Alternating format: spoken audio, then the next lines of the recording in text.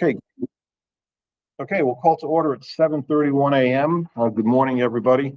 We'll do the Pledge of Allegiance when the school does it, when the kids do it, so we can get started right away. First order is apologies for Mr. Lucy. For the public's record, Mr. Lucy is away celebrating the birth of his first grandchild, so he couldn't make the meeting. So he'll be back at the next one. Yeah, and he's in Hawaii celebrating. That's where his daughter lives. And he's having a grandson, so which is cool. All right. So first item will be recommended actions, approval of minutes from August 5th, 2024. And Jenny has provided them to us. I'm looking for a motion to approve the minutes.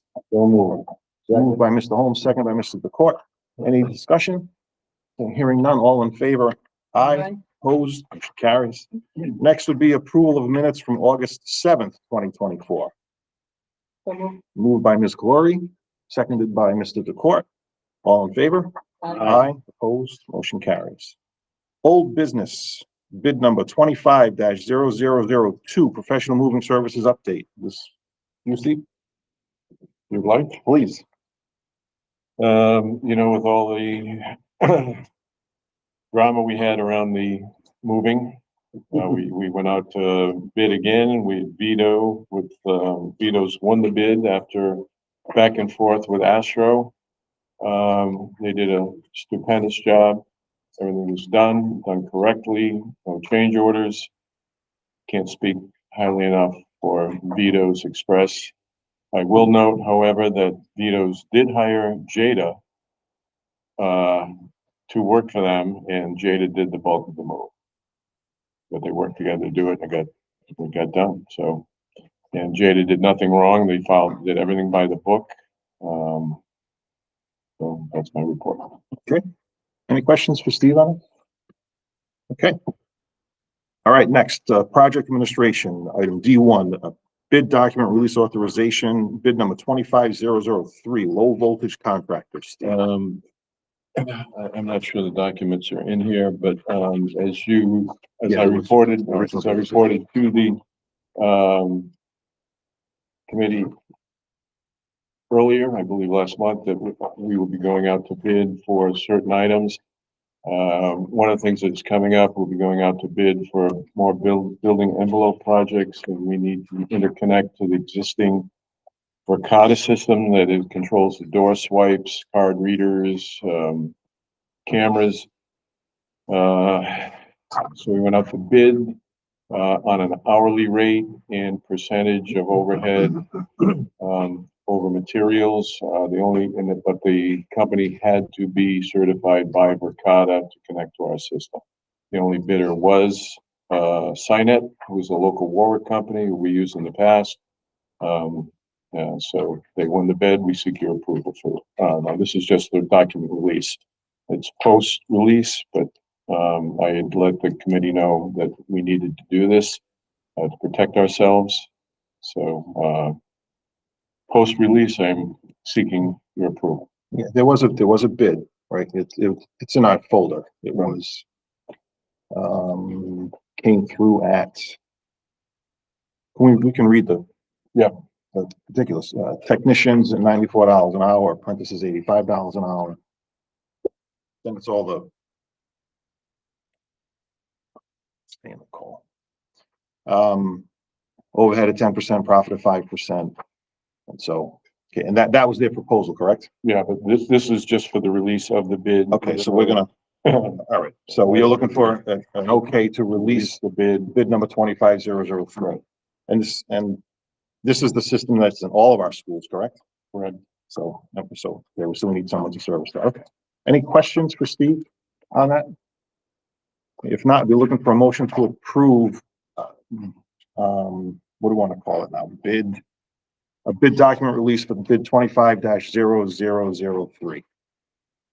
Moved by Superintendent Danbrook, seconded by Mr. Kravitz. Any questions or discussion? Hearing none, all in favor? Aye. Opposed? Motion carries. Okay, next item up is bid number 25-0006, We can do both 06 and And 07. So 06 is Cedar Hill and Wyman building envelope, and 0007 is Park and Robinson building envelope. This is seeking the committee's approval to release the bids upcoming for the building envelope projects for Cedar Hill and Wyman together and Park and Robertson together. So we seek your approval. This is part of the $56 million bond. These would be for next summer? Correct. Okay. All right, any questions for Steve on either of those bids? Okay, if not, I'd be looking for a motion to approve bid document release authorizations on items B and C. Bid 25-0006, Cedar Hill and Wyman building envelope, 25-0007, Park and Robertson building envelopes. Moved by Mr. Kravitz, seconded by Mr. DeCourt. Any questions? Okay, hearing none. All in favor? Aye. Opposed? Motion carries. Okay, next, bid reviews and awards. Bid number 25003, low voltage contractors. Okay. Now we were seeking the acceptance of the bid from Cynet for bid number 25-0003 for low voltage connection to the Verkada system and door hardware as needed, and some camera reattachment as we move through building envelope projects. Any questions for Steve? I have one, just out of curiosity, the 300 feet of Cat 6, is that a spool? Is that a full No, spool? no, but it's a general, you can't go farther than 300 feet, so I went with the longest run you could possibly have, so for every 300 feet, that's the cost, so they would bring back the cost accordingly. Okay, Good to know. all right. And is this an annual? 1 year? This is 3 years. For three, okay, so the rates would be for 3 years. I did it for the upcoming building envelope Okay. projects would be for the next 3 years. Okay. Any other questions for Steve? Okay, it's been moved and seconded, right? Jen? No. Oh, I'm sorry. Okay, looking for someone. I'll second. Moved by Mr. Kravitz, seconded by Mr. DeCourt. All in favor? Aye. Opposed? Motion carried. Okay, recommended awards, not to exceed. We have ECM for items A through D at $3,000 a piece for Hoxie, Park, Robinson, and the Wyman building envelopes. This is for asbestos testing and as needed for the projects, the building envelope projects, as a lot of the caulking is hot. So we will have to do some abatement as we move through these buildings. So this is for the testing. Phil Ricciuti goes out to bid for these. So ECM was low on all of these, so we seek your approval. All right, looking for a motion to approve items 3A through D for ECM, not to exceed $3,000 per project. Moved by Mr. McCaffrey, seconded by Mr. Holmes. Any questions? Okay. Steve, as we go about these projects, it's routine. We have to test that stuff like the caulking. Yes, okay. Yeah, we find that there is still asbestos in many locations throughout the buildings. There's still flooring in buildings. There's caulking. Most of the doors and windows were on the older, especially the doors, are original to the building. I think as Al knows, most of that caulking from the 50s and 60s contains asbestos. It's not friable, but it has to be removed and it has to be done correctly. So, all right, Jenny, I'm gonna ask again, did we moved and seconded on the ECMs? They were. Okay, all in favor? Aye. Opposed? Motion carries. Next, Steve, we'll go E and F. Want to do them separately? Now we can do them together. Okay, so E and F is Secoshia and Associates. One for $3,780, the Park building envelope. Second one for $3,564, the Wyman building envelope. Per ride, we need to have a professional estimate done for every project due. These are for the estimates needed for the projects so I can submit them to RIDE and get our reimbursement. Okay. All right. Any questions for Steve or Steve? Okay, hearing none, I look for a motion to approve items E and F for Secoshia and Associates. Moved by Mr. Kravitz, seconded by Mr. DeCourt. All in favor? Aye. Opposed? Motion carries. Okay, next, item D4, change order report, Steve. A, Allboard Construction, Greenwood Mechanical renovation. Okay, first one is Greenwood. I will take these individually. Most of these happened, except for 10, most of these happened late in the project. I had called Mr. Testa seeking emergency approval to move ahead with these, but I want to bring them to the committee and get formal approval. The first one I had talked about last meeting, however, we did not have a price or a number for the PCO. So I bring it to you now. Number 10 is for the lead paint abatement to facilitate the welding, $5,042. It had to get done to weld to the steel. You have to remove the lead paint to make it safe. So seek your approval for $5,042. So you want to do these one at a time, right? You're right. Okay. All right. So we're looking for a motion to approve PCO number 10 for the lead paint abatement for $5,042. Okay, moved by Mr. Kravitz, seconded by Mr. Court. Any questions from Mr. Gosper? Yep, Superintendent. Because it was hidden above a hard ceiling. So we didn't see it till we pulled down the ceiling. Any questions? Similar ranges, some of the other 4 projects we've worked on. With that, we've run into it at Sherman, but it was covered with latex paint, so we didn't see it until we actually started scraping and we had to stop over there. A lot of this stuff we won't know until. We pay a lot of money to have design work done. It still cost, it would cost what it costs to have it abated when, no matter when it was discovered. That's my comment on that. Not sure. Won't say anymore. What's that? Okay. Any other questions for Mr. Gosper? Okay. Hearing none, looking for a motion to approve PCO number 10 for $5,042. I'll move by Mr. Holmes, second. I'll second. All in favor? Aye. Opposed? Motion carries. All right, what's the next one, Steve? Number 11, we're going to, I'm sorry. Okay, all right, so, okay, all right, just, all right, and say no though, so, because when I just hear voices, I just assume, I don't want to do a roll, that takes too long. All right, so it's 2 dissenting, right, Jenny? 2 1 abstention, and 2 abstentions, okay. Can I just clarify something? Yeah. I know Bill just mentioned that they pay a lot of money for design work, but the design team doesn't do the testing on the materials. The school department gives us testing reports on lead paint, on asbestos and things like that. So if it's not in the report, we can't put it in the document for the contractor to know that it's there. So. and the other issue is if it's above a hard ceiling, nobody knows. Phil can't see it, nobody knows. I went to that hallway, it didn't appear to be a hot seal that was there. It was a hard ceiling. Okay, so number 11 is, We're gonna, number 11 and 12, we're gonna, table. 11 and 12 are I'm tabled. waiting for, word back from consultants on that. All right, so do we do 13? 13, 13 is adding Uh, gas. gas piping for, we had to put in a new gas service that was not planned for.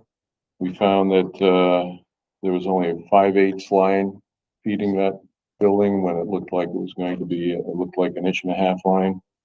So we discovered it late and had to get it, done. And, we didn't get charged by Rhode Island Energy, but the additional gas piping that was not planned for was, done by Delta. Very reasonable price, $3,007. Okay.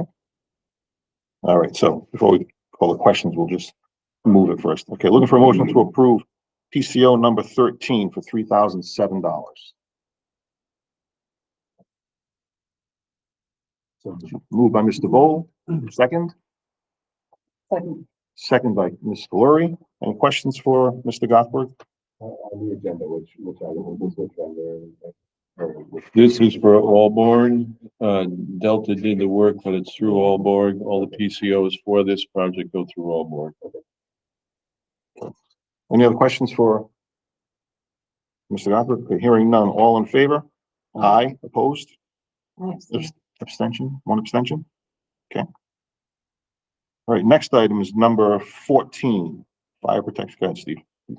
Okay, when there's three locations where when we did actually install the ductwork, we believe we could get by the sprinkler pipe that was there.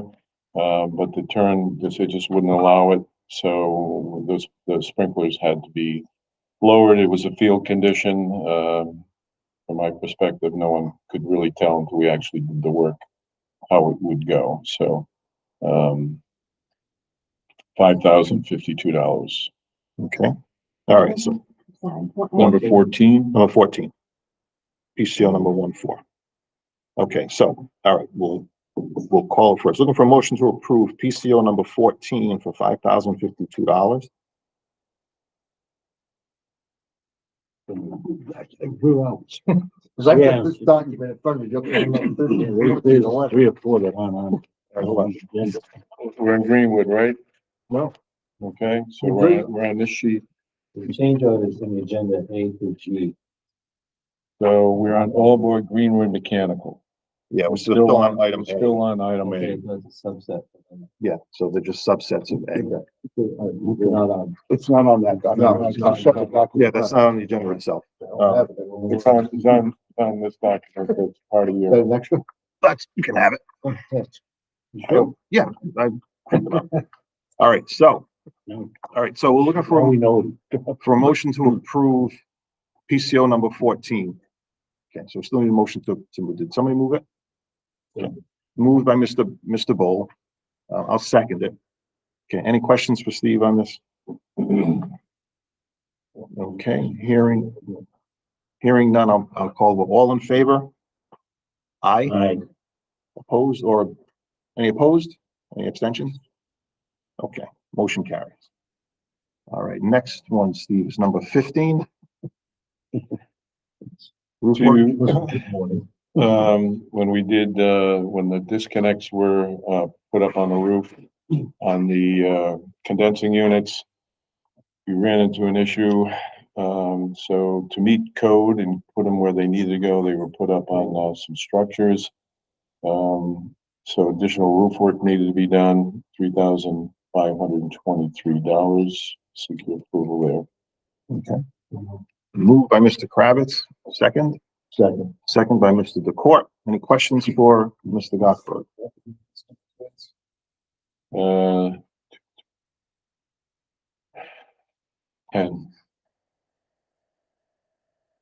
Any other questions for Mr. Gotthard? Okay, hearing none. All in favor? Aye. Aye. Opposed?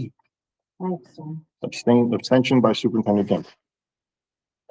Okay, last one, Steve, number 16. All right, this door is, there's a rear storage room that, there's a gas heater in and, the door just fell apart. It had not been planned to be replaced. However, it looked okay from the outside, but it just fell apart. Couldn't shut it at the end of the job. The frame was fine, so to keep that thing locked up and secure, we really need to replace that door, $990. Is that a potential point of access to the What's building? Is that a potential point of access to the building? No, but it's vandalism. There's a hot water heater in there and they store items in there. Yeah. All right. All right, so, look for a motion to approve PCO number 16. I'll make the motion. Moved by Mr. Kravitz, second. Second by Mr. Bowl. Any questions for Mr. Gotthard on number 16? Okay, hearing none. All in favor? Aye. Opposed or abstained? Okay, motion carries. All right. I just have a question, General. Yep. Change orders, so what's the total value of change orders versus what the original scope? Right now, we are at potentially it's 77,412. $3,762,000. what was the original? So, $3,762,000. So that's 2%, Yeah. wait a minute. 2.5. yeah, Yeah, oh, 2. Okay. All right, so next is change order item B, all board Warwick Neck ADA elevator site. Case, do I have the right one here? Oh, hold on, that's one. All right, this is the elevator site and shaft. Yeah, this is the Here you elevator go. addition and the site work. Print small, but you can read. Yeah. Wait a minute. All right, so this is what, Yeah, pretty much.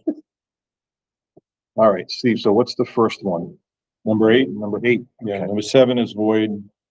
Number 8, when we opened up the wall, which most of these, well, down to number 11, I had updated the committee that they were coming. 14, 15, and 16 are, I don't have actual numbers on those. Those are estimates, but they are coming.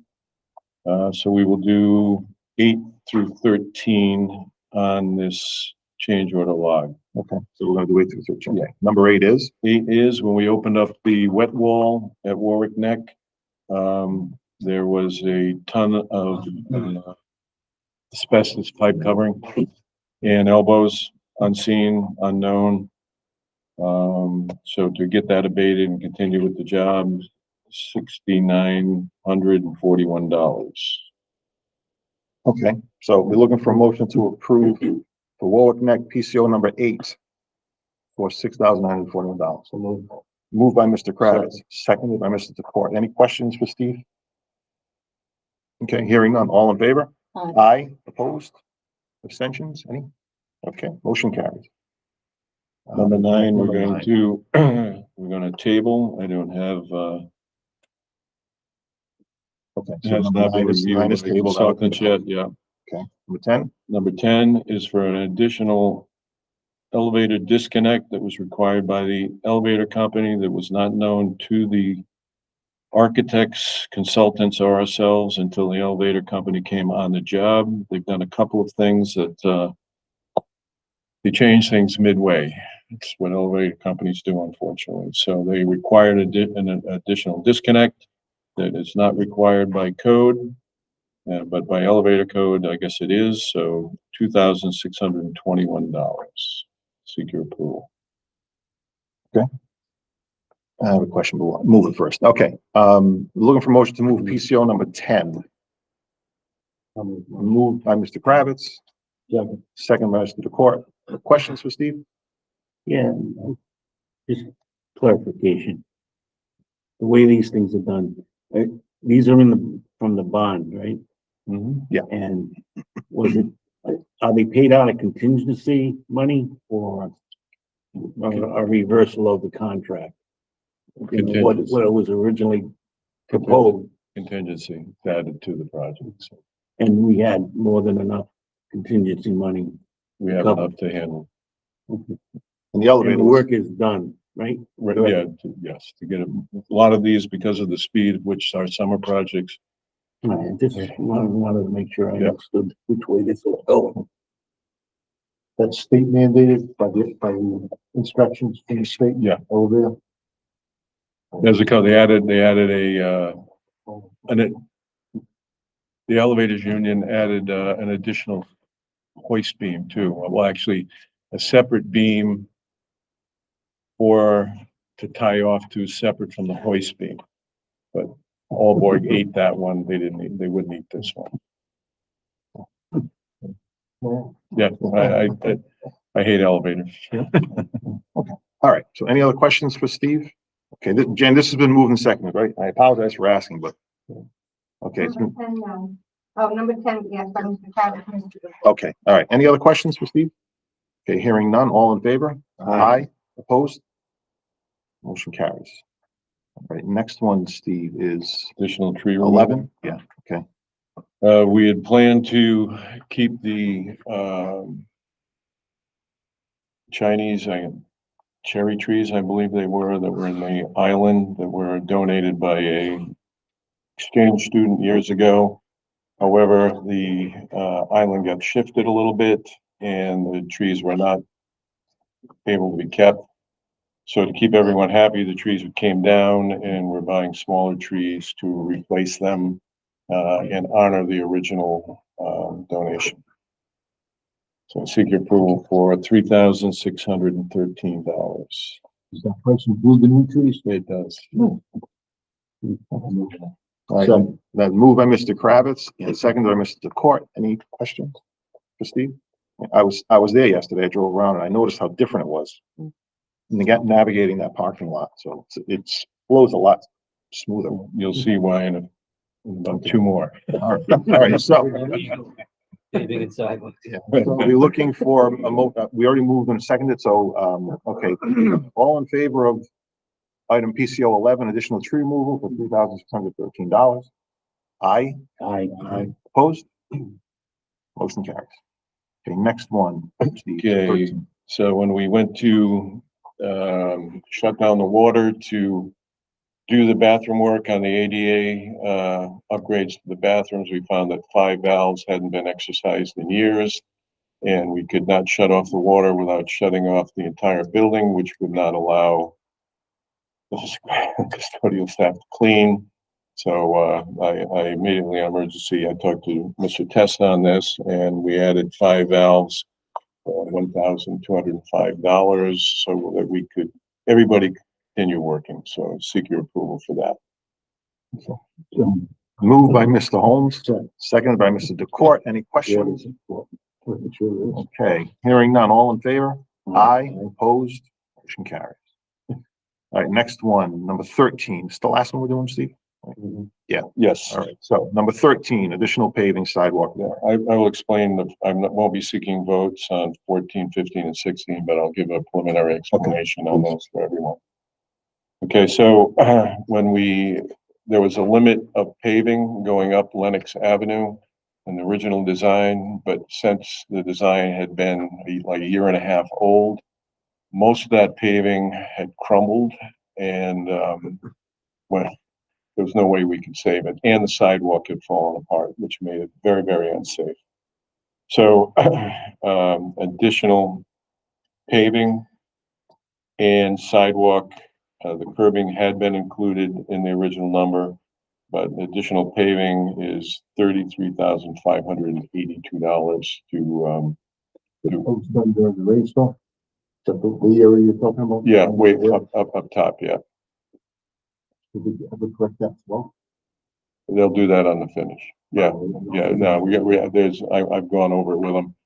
It was an interesting afternoon. Yeah, it showed, I'm glad it happened then. We've seen it rain a lot. So seek your approval for $33,582 for payment. And that sidewalk was a safety issue too. Yeah, you could not, You couldn't walk on it for a long time. So, okay. All right, we're looking for a motion to approve PCO number 13. Moved by Mr. Kravitz, seconded by Mr. DeCourt. Any questions for Steve? Okay, hearing none. All in favor? Aye. Opposed? Motion, any abstentions? Motion carries. All right, so we're not voting on 14, 15, 16. Yeah, Steve, I'll need a quick explanation. yeah, when we went to open, just before school started, Mr. DeCourt came out and gave us his advice. So there were a few items that had to be taken care of, and 14 and 15 are part of that. 15 is not, I still have a couple that Mike and I are going to review this week, and we'll bring at the next committee, but the additional wall pack, with some lighting out there was required, a fire alarm device relocation needed to be done. Additional what was planned, and the additional flex connection and diffusers in the boys' bathroom, which I have a question about. So we will be looking at that with the architect and engineers. So that's a heads up on that. All right, so next item on the agenda is EW Berman for the Oakland Beach renovation. Change orders. Steve, this is Oakland Beach. I think we're just on page 2. So number 40, as you know, you approved the the late install, of the windows is, and over this, the committee approved overtime to go because it was really on they did everything they could do. It was really on the manufacturer, not on Berman, not on Advantage Glass. But to facilitate this, we found it wise to put up temporary fence around the trailers to secure the trailers from what is a very public playground, open area. So for the duration of the window install, the fence rental is $3,366. We seek your approval on that. All right, let's move it first. Looking for a motion to approve PCO number 40 for temporary fence. Moved by Mr. Kravitz, second by Mr. Deport. Any questions for Steve? Okay, hearing none, all in favor? Aye. Opposed? Motion carries. Next one, number 41, $875. When we went to do final testing on the fire alarm, we found that an existing heat detector had gotten wet years ago before the new roof was installed, which was 3 years ago. It had lasted, but it did fail. So when we pulled it apart, it had shown signs of getting wet. It was one between, on the third floor between the drop ceiling and the roof deck. So we had the electrician replace that. So $875 for that. Seek your approval. We're looking for a motion to approve. I'm gonna ask the question. Motion to approve number 41 for $875. Moved by Mr. Bowl, second by Mr. Holmes and Mr. Kravitz. Questions? Just so they just took a device, unwired it, put a brand new one in? Yeah. $875, unbelievable. Are they gold? Pretty much. Pretty much. Well, it was the base, it was everything. So, yeah. Well, it's $100 plus per man hour, couple hours. It's called smoke detector for the house. It's not a smoke. It's not a, No, I know, I get it, but I'm just saying. they're very, the heat detectors are very expensive. Question? Did you have a question? No, there's one of them in there. Steve, I have a question on heat detectors. Is there some sort of a inspection schedule for those? Right, But is that, it's who work. does it? Is that on us or is that on a company? No, it's through facilities and they hire a company to go. So it had worked before they closed the building and moved them here. It worked when they did their final Also testing. happening. Okay. So over time, connections, everything had corroded. So, they had to be replaced. All right, so it's a moved and seconded. Any other questions? And this was put in front of the engineers and they agreed that the price was okay. I don't do this willy-nilly. Okay. I know you're right, I just find it amazing that the one device is almost $1,000. So, number 42. I know, but we're gonna vote on this one. All in favor of PCO number 41 for $875? Aye. Opposed?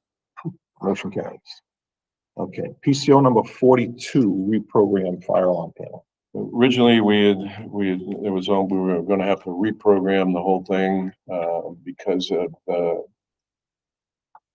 room identification. We were able to get it down to just a couple reprograms for the rooms. So it was $791 to have, certain areas reprogrammed. Much better than the 6,000 that we had talked about. Thank you to Mr. Arcady for working through this and saving the district over $5,000. So seek your approval for 791. So moved by Mr. McCaffrey, seconded by Mr. Kravitz. Any questions? Who does that? Is that the fire department that does that? Or is that a? No, it's It's a. CSI, CSI through the electricians, yeah. All in favor? Aye. Opposed? Motion carries. Okay, they just get the reports at the end.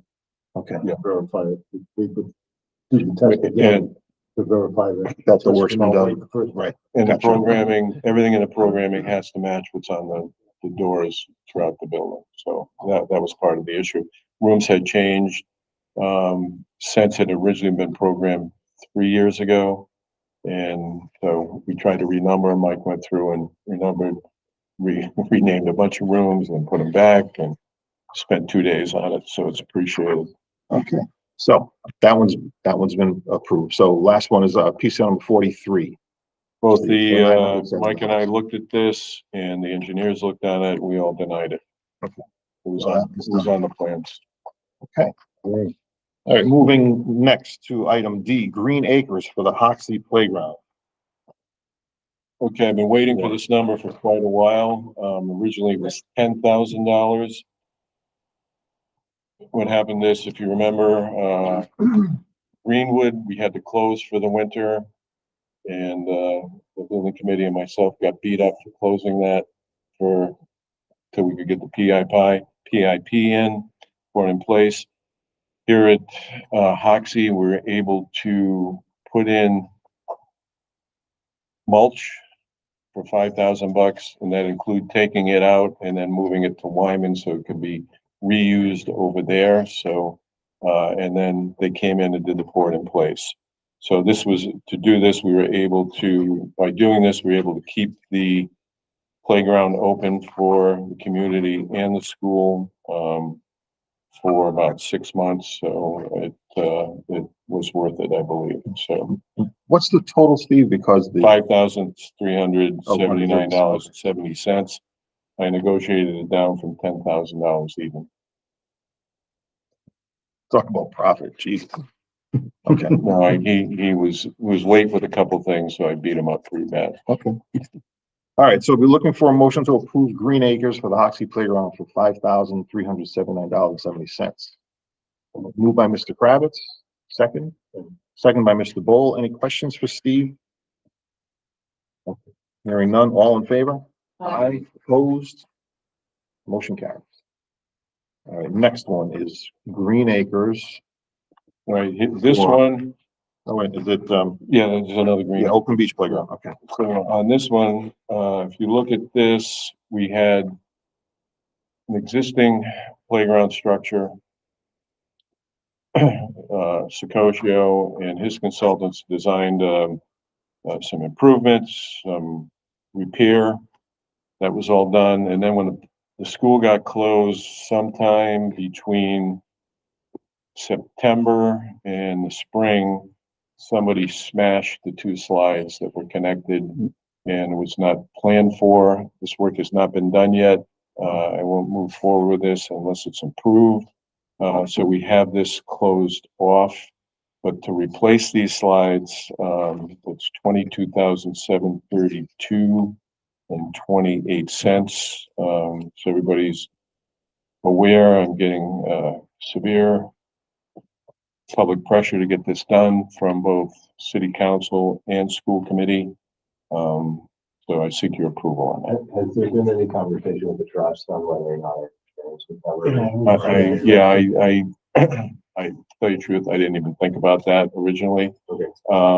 We can take, you can take that and then I can hand this to you. Yeah, but the cameras were down at that point.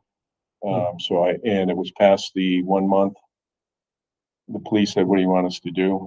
And, I said, I don't know. So the trust wants to do it. I have pictures for it. Okay. But originally I didn't think about it. All I was thinking about was, What was the date of the damage? it would have been between September and April. So September 2023 and April 2024. Yeah. Okay. So I'll forward this packet to you. It's probably too late to make a plan. Yeah. But we can. Yeah, I mean, we didn't find it because they didn't come back and nobody said anything and I don't go to the playground for any particular reason. My rear end would not fit into that slide. All right, so we can approve this And seek reimbursement. and then how it gets paid could either be through the bond or through an insurance claim, right? So we can approve, okay, because we do need to get it installed too. Yeah. Because there are complaints about the playground not being. All right, moved by Mr. McCaffrey, seconded by Mr. Kravitz. Any other questions? Hearing none, all in favor? Aye. Opposed? Motion carries. Okay, next is GZA Environmental, Tolia High School invoice 0883413. So there was additional, exploration that needed to be done on the site work on removing the, when we moved Tollgate from its original location, the new building, to see where ledge was. We had money remaining on the original contract with GZA. They did the work and it worked out to be, originals.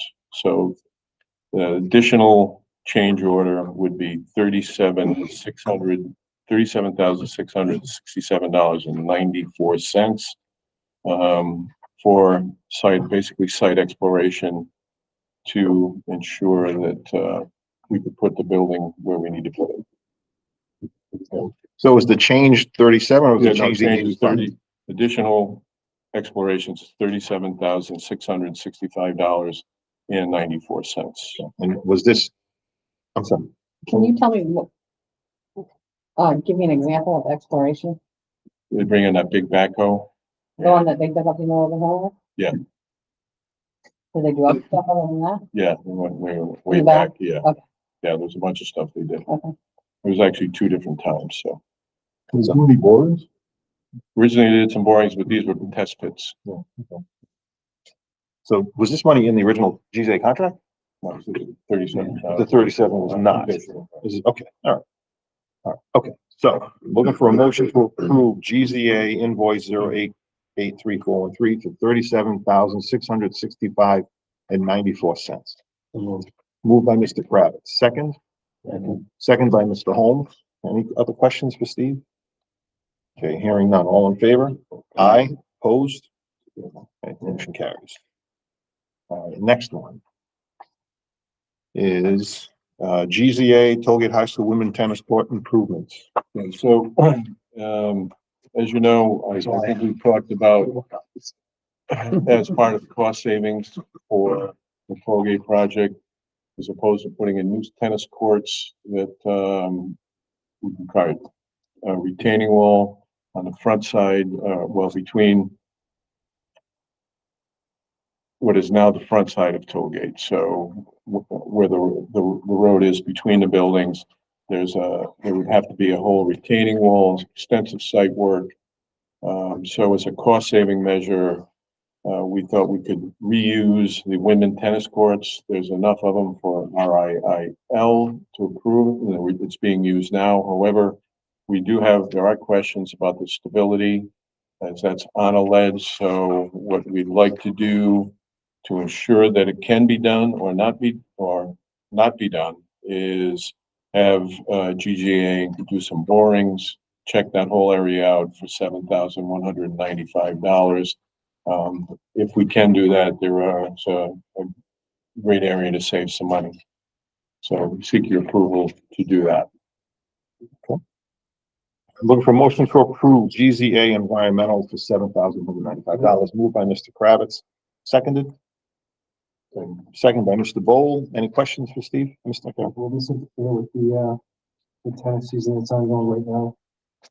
I think we'd have to pick and choose when we do it, and they would be patched when we do it. And it's more going to be, I believe, on the backside, or we'd have to make sure we don't do it on the tennis courts proper.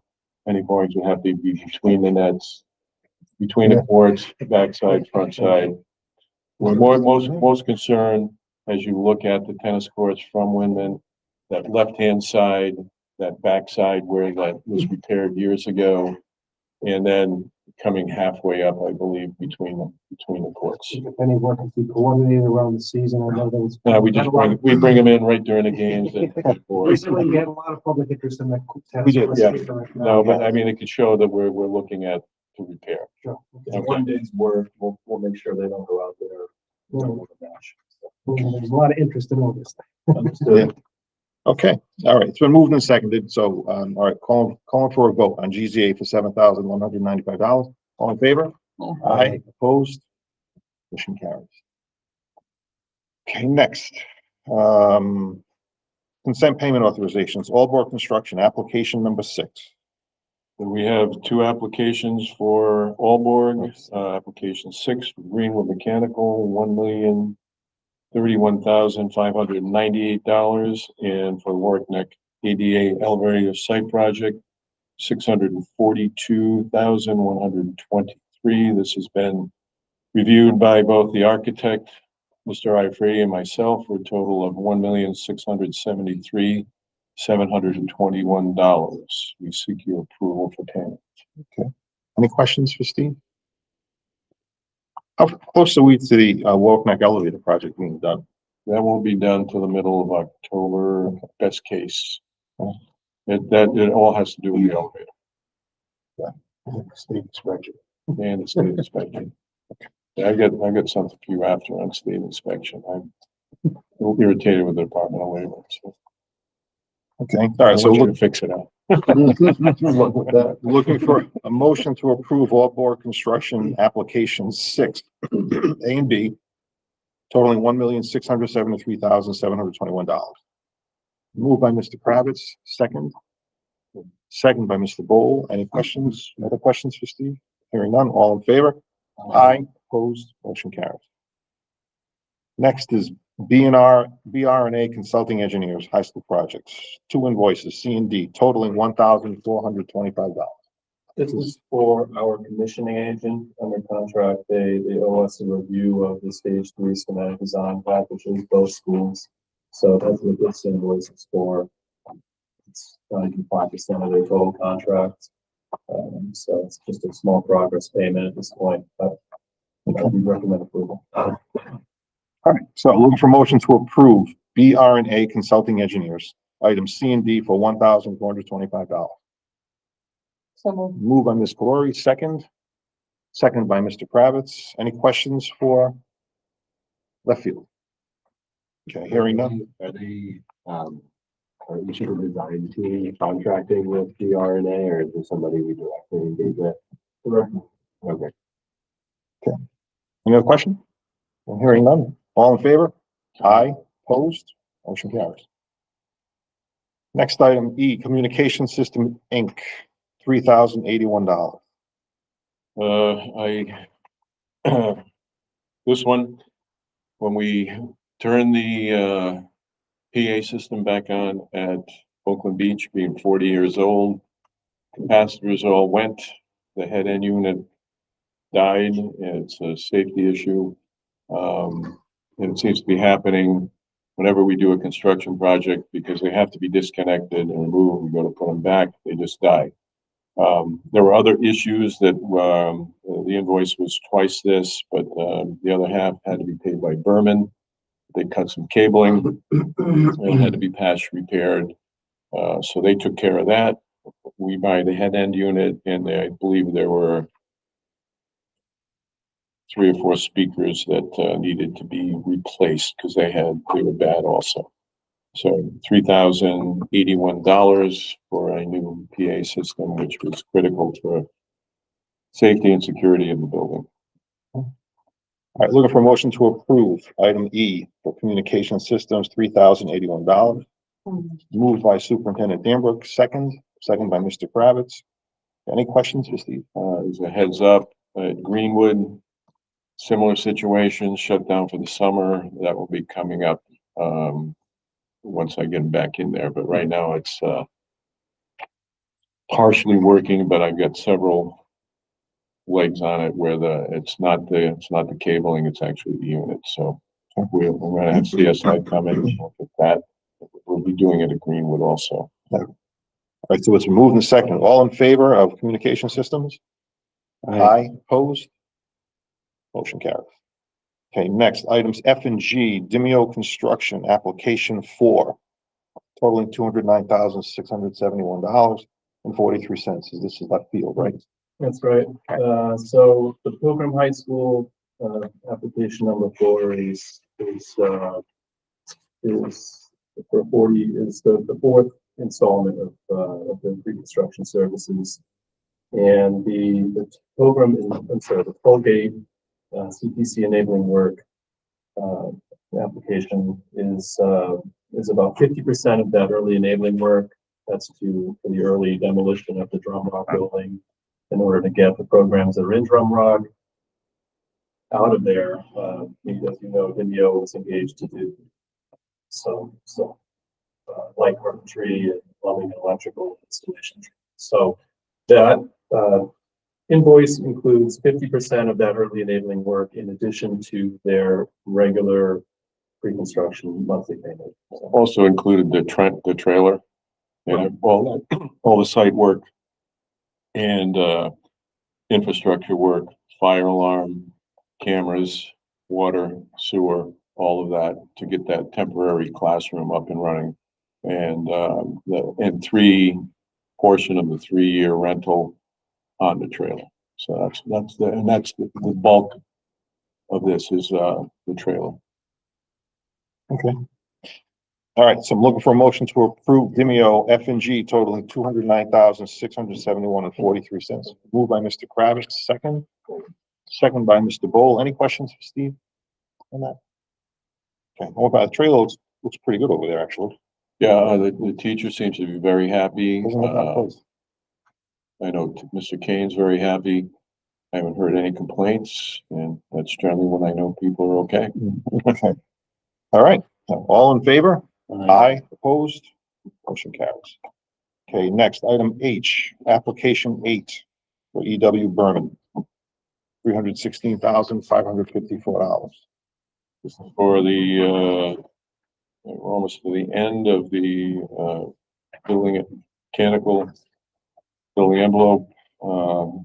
Does not include windows, but, this is the interior, mostly the doors, HVAC system, and all work related to that, electrical and service. So $316,554.46. Seek your approval. All right, looking for a motion to approve EW Berman application number 8. So moved by Mr. Holmes, second. I'll second. Any questions? Okay, hearing none, all in favor? Aye, opposed? Motion carries. Steve, can you, separate question? I'll do it at the end of the meeting. Okay, no problem. All right, next is Green Acres Landscape and Construction, applications, items I through L, application 2 and application 1 for playground work. I want to do application 2 We're gonna, or do them all at once? well, we're gonna go I and L, and I'll talk about J and K. Okay, And give the committee options. So, yeah, the Greenwood, this is the final payment except for retainage for the Greenwood Playground, $47,324.38. And the same for Welk at $358,503.87. I think the superintendent's been over to see the playground at Welk. I think it looks really good. Greenwood, after we finally got it open, I think we've heard any complaints about it since. I think it's good. So I seek your approval on those 2 application payments. All right, so we'll take them separately.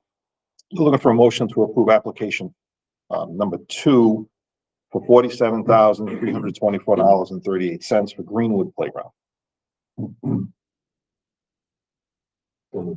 Moved by Mr. Bull, second by Mr. Kravitz. Any questions to Steve on that one? You said that's final except for the retainage? Yes. Okay, all right. All in favor? Aye, opposed? Motion carries. Item L for $358,503.87 for the Welk Playground, which was the final payment. For motion to approve, Except for retainage. except for retainage. Okay. Motion to approve. Moved by Mr. Kravitz, seconded by Mr. Deport. Any questions? And forgive my ignorance. That is a lot of money for a playground. It's a lot of playground. So you have to remember when we went over this, when this was originally approved by the committee, that's an expansive area. And not only was it just playground, but it was fencing, it was isolating areas, it was asphalt, and we're talking, it's not quite a quarter of an acre, but it's at least 8,000 square feet back there that had to be addressed. And they had money left in their roof money and some other areas. So that's what they chose to use it for. And being that it is the preschool, it is used all the time and it has to be safe. and it was a nightmare back there. So there's drainage over there. There's a bunch of items that were done, and they did some stuff for a zip too. They put some bollards up, protect some things. They did a nice job. I was gonna say on the city side, when we deal with playgrounds, we're always a gas like that. It's expensive. Yeah. $600,000-$800,000 for some of them. There's nothing. So I does mean, anyone not wanna Share your sense. pony up some money? But you look at what you get for $130,000 at these other playgrounds, and people just complain saying, you didn't give us anything. Well, but you're not getting, if you look at two slides that are $22,000, that's where the money goes. That, and there's always a lot of site work, there's foundation work for them. Mr. Recorder will tell you, it's just not setting stuff on the ground. They have to be safe. There's a lot of liability involved, which drives costs up. Well, for me, the biggest concern for me on all of this stuff is that we keep them open to the public. We don't close them at night. So we have cameras. We need to have a lot of cameras on these playgrounds because they're just prime targets for knuckleheads to vandalize. And we're spending, $350,000 on a playground. The last thing you're gonna want is somebody to vandalize it. So, and that's always my concern about everything with a school, because we have to keep it open. But, I mean, that's the nature of the beast. You just hope people are. And Candace, I think if you go over there and take a look, you'll see that there was a ton of work done over there. Yeah. No, I just wanted to ask the question. That's- Yeah, no, I had the same question. that's- I had the exact same question. If we had a lot of vandalism, I know we had some. Have we had a lot of vandalism? over the Since years? the cameras, before cameras, Yes, Yeah. so there are cameras yeah, all of them. since the camera, At least we got a shot. yeah. And we send to each other, like if something happens at one of our schools, we send to the other schools to say, do you recognize this person? And I would say 8 times out of 10, you get the answer, and then we turn it over to the police. That happened several years ago. They vandalized Yeah. vets, and we caught them on camera, and the camera resolution was pretty good, so we were able to actually see their faces. Tough to deny. Charges for it. Yeah, I think we do. I think we don't take that lightly. Good. I hope not. Yeah, it's right in Sherman, they broke in. Right? Yeah. Okay, all right, so application, looking for a motion to approve application L for Wealth Playground. Oh, no, that was moved. It's moved in second already. Just looking to vote. All in favor? Aye. Opposed, motion carries. Okay, Steve, so now we got J and K. Okay, the amounts are correct here, however, they can't, but that's because I did the figuring. They can't seem to get their requisitions correct. Both Steve and I refused to approve them. At this point in time, we don't have the correct one, so we can either table until next month, or we can approve contingent upon approval by the architect and my office. So I'd table. table's fine. Table. I mean, the money, our money's good, so they'll get it. Yep. All right, so moving on. Item M, GZA Environmental for the high school. Oh, this is approval of the. Yeah, they're looking to get paid now. Okay. I would seek your approval. All right, so looking for a motion to approve item M for GZA for $37,665.94. Moved by Mr. Kravitz, seconded by Mr. DeCourt. Any questions? Okay, hearing none, all in favor? Aye, opposed? Motion carries. Okay, next, item N, left field for $110,000 for August 2024 services. This is a monthly payment for left field. And, let me just say they're earning their money. Seek your approval for $110,000. I've got that from the All right, so let's move it. I'm looking for a motion to approve left field for $110,000. Moved by Superintendent Danbrook, seconded by Mr. Holmes. Seconded by Mr. Holmes. Any questions for left field or Steve? Okay, hearing none. All in favor? Aye. Opposed? Motion carries. Next, item O, SOM Architecture for $411,967.25 for July 2024 service. It's a monthly progress payment. They're well into design development at this point. So we recommend approval. All right, so, excuse me, looking for a motion to approve item O for SOM, the amount of $411,967.25. Moved by Mr. Kravitz, second seconded by Mr. Bowl. Any questions for left field? I have a question. Yes. So, but that doesn't, there was no redesign there. No, not for the building project. Why they're substantially ahead of. Yeah, they're about a month ahead. Is there a difference, in billing between Secoshio and Tom? Like, are we paying a flat monthly for some, but Yeah, some bills monthly. I'll let Steve speak to how they. Yeah, it's not a set number every month. just ads? Yeah, as the work gets done, we send a bill. Any other questions for left field or?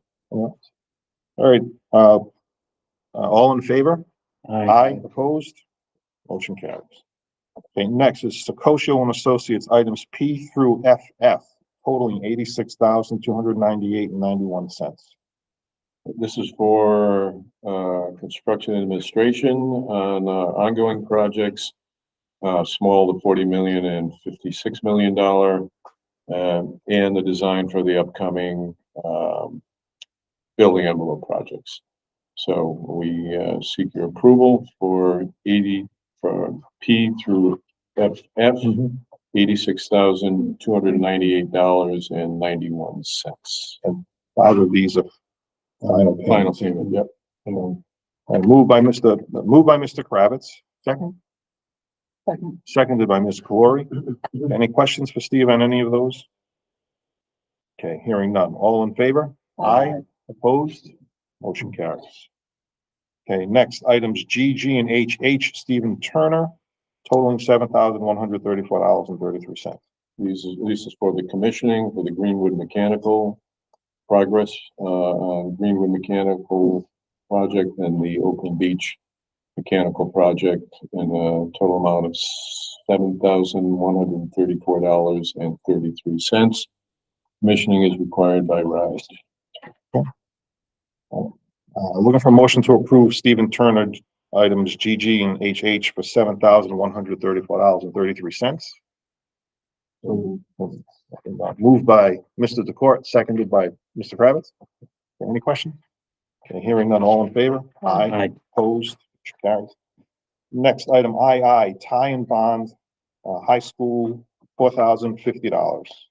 So Pine Bond is our environmental engineer, and they're the ones that are investigating the extent or the presence of soil contamination on both sites. So to date, they've done public document reviews. They've done the DEM. They've also gone to the city clerk's office in Warwick to see what public information is available to inform their report. We expect to have their full report at the end of September. And at that point, we'll know the extent of the testing, the actual soil testing that we have to do. And it all depends on what they find in this preliminary phase one, as we call it. This is a progress payment for roughly 15% OP. We recommend approval. Keep our fingers crossed that they find nothing but nice. Well, this part is just the historical analysis. Yeah, I know. So, Yeah, I know. we're hopeful that we don't find that somewhere on Tollgate, there was, I don't know, a petroleum, something or other. Well, even though they're a substitute, that's obviously not in the 110, right? No, they're actually a subject to Warwick, not to us. We're just managing them. Okay. Okay. Looking for a motion to, right, Jen, we didn't move this one yet, right? Time bond, right, okay. So, move approval by Mr. Kravitz, second. Second by Mr. DeCourt. Any other questions? Okay, hearing none, all in favor? Aye. Opposed? Okay, items, next item, JJ's Vito's Express High School, $55,000. Say JJ and KK together. Okay, yep. Okay, I for JJ for $55,000. That's high school, and item KK for $260,600.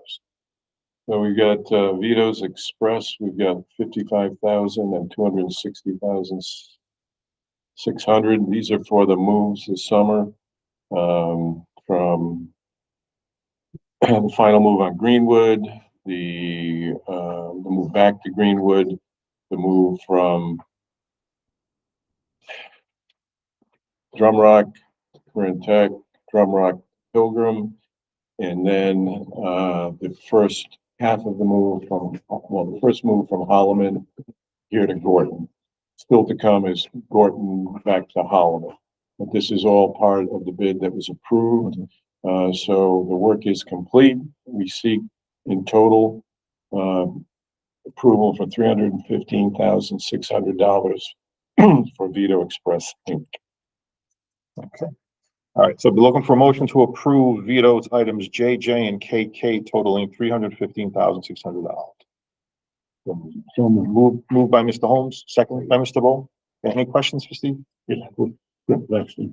You said when we went through this fiasco, we hadn't done any work with Vito's before, Nope, and I think I heard you say before that they did a good job. they did a great job. So, They are easy to work with. Their staff was polite. No one got caught stealing anything. No one got caught doing drugs outside or anything. So we were very, very pleased with, their supervision and staff. Because we had problems with the previous mover, with thievery and drug use. So, And us, small, low water. It's very rare. yeah, Not encountering clouds of marijuana smoke. yeah, okay. well, it's just, you have to hire to do that type of work. Okay. So, yeah, we were very pleased. I talked to Donna Higgins. Kevin was out for a few weeks. Mr. Oliver was out, but, Donna ran the moves and she was extremely pleased with their cooperation, thoughtfulness, and ability to be flexible. So it went very, very, very well. But no change orders. On target to meet the budget? Yep. Okay. Any other questions for Steve? All right, hearing none, call the vote. All in favor? Aye. Opposed? Motion carries. Okay, new business, discussion, project status update from Mr. Godfrey. Okay, Greenwood, school opened on time. HVA startup work is complete. There's some, well, it's always questionable when you're doing 6 months of work in 7 weeks. Some rooftop work ongoing to finish up the duct installation. They probably have, Mike, you agreed 3, maybe 4 days. About 4 days left. Okay. Minor punch list items to be completed after the engineer's final walkthrough coming up this week. Verisby drives will be started up today, actually. They should be doing that this morning. And boiler startup is on 9/16. My comment, Al, that I made earlier with the Department of Labor, they no longer do boiler inspections. They require our insurance company to do it, but there was no notification that we received on that. So it was kind of a shock. So that was my complaint. So I found that interesting. So we have, through facilities, we've contacted Hartford, and we'll have an answer either today or tomorrow when they're going to come and do their boiler inspection, which will be the final piece we need for your approval and for the state to approve. So they promised that they would put us on an expedited list to get that done as soon as possible. Because the work is, they did a very, very good job there. Very tough job. That's a tough building, especially that original 1927 building where you've got very thick walls, very thick floors. Fallbrook did a really good job there. Very pleased. School opened, Oakland Beach, school opened on time again. Punch list items are 99% complete. We had a partial window delivery on 9/9 and 9. So on the 9th, and then yesterday afternoon, they started their first section of windows. They look really good. Advantage is doing a good job. Bookcase and counter installation will start. I don't want to bring them in until we're 75% complete with the windows, because the bookcase counters are going really quick. Windows are much slower, so we'll give the windows a head start, and then we'll come in with the bookcases and counters and follow. The facade work, project. They mobilized starting yesterday and started staging erection. We have a fence around that whole front of the building, protect everything. That we do have to stage around one fire exit, so they're doing with that whole New York protection system where we're gonna plank above that so they can go out that door without a problem. Actual work is to start on 9/23 at this point in time. Okay, so permitting is in process, I believe, so we should be in good shape there. Is there an extended pole area for that, to be covered for the exit? The Yeah. Access, not just underneath.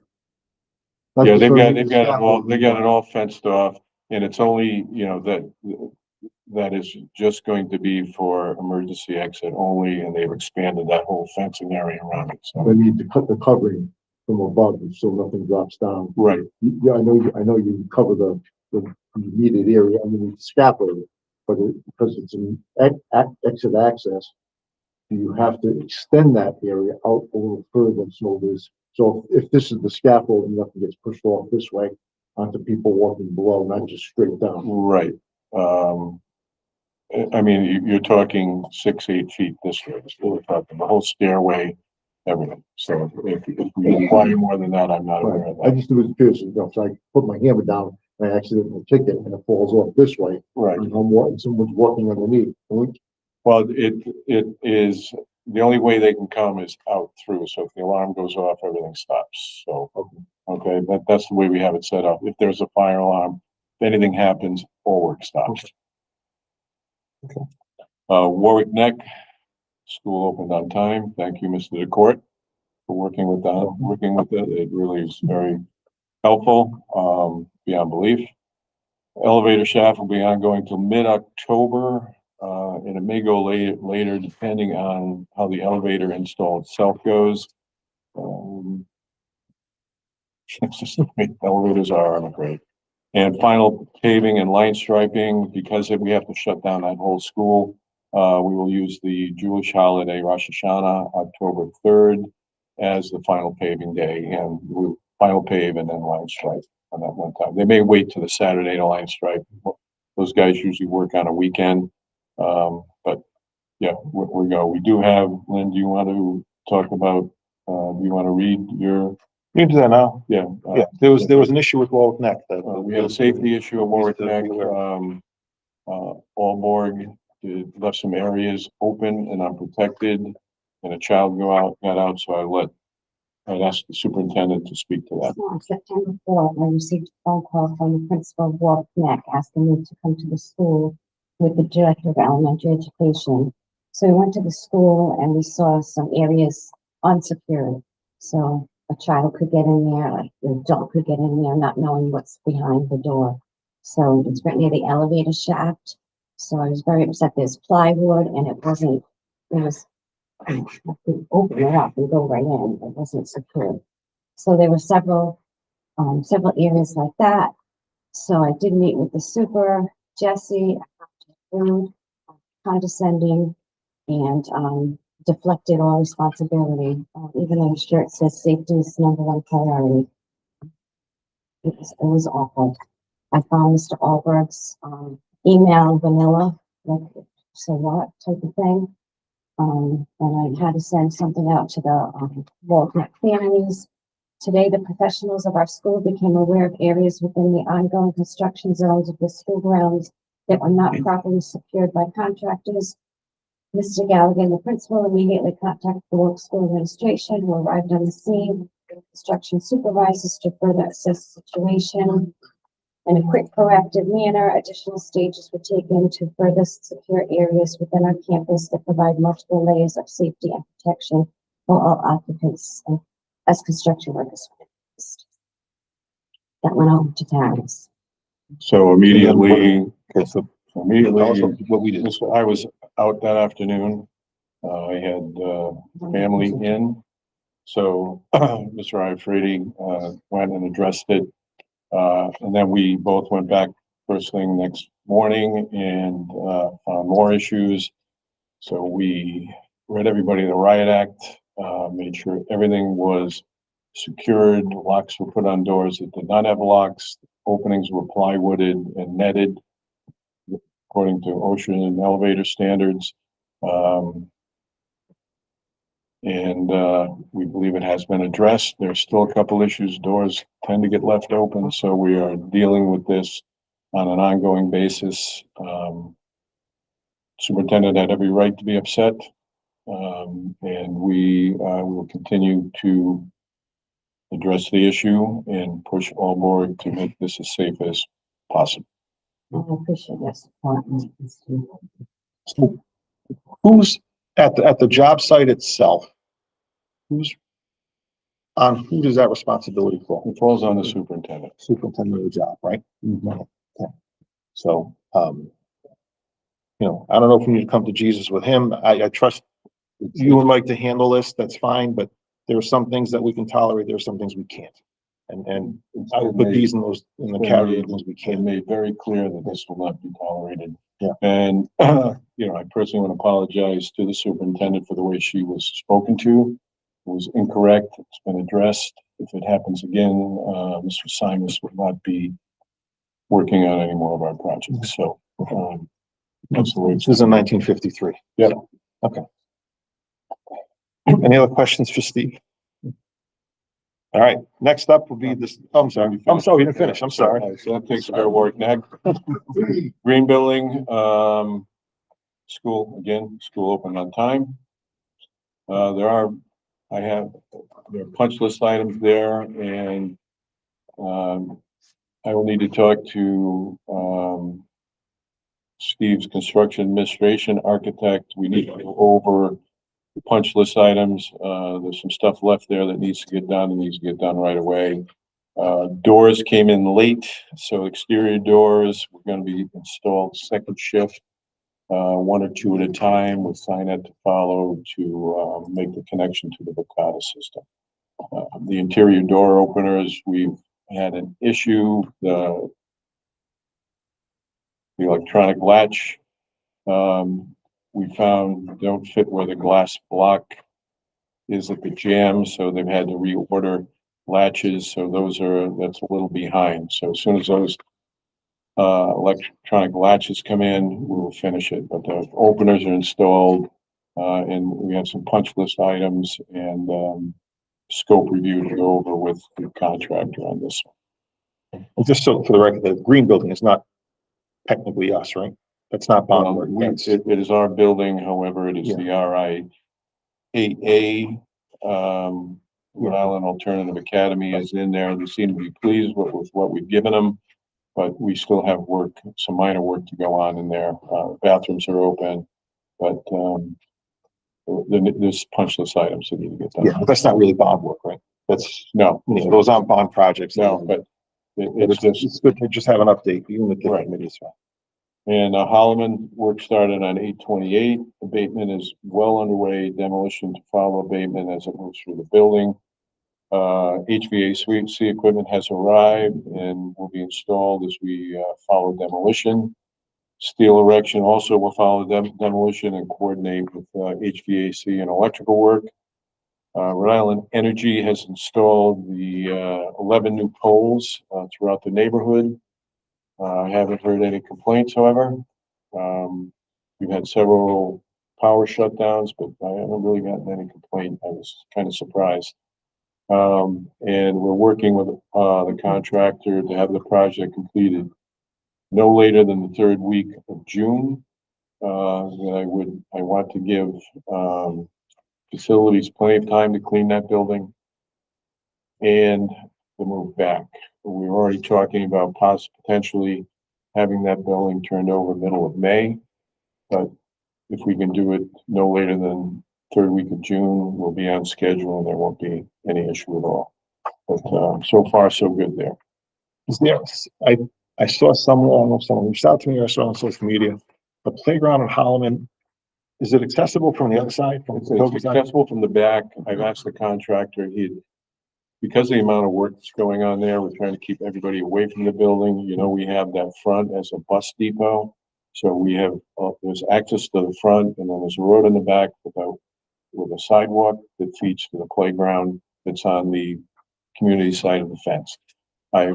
Along where the tennis courts are at Pilgrim, I've asked them to pull that in 4 feet, that fence, so that people from the other neighborhood can walk down there without being pushed into the bushes. So that's the one request I made.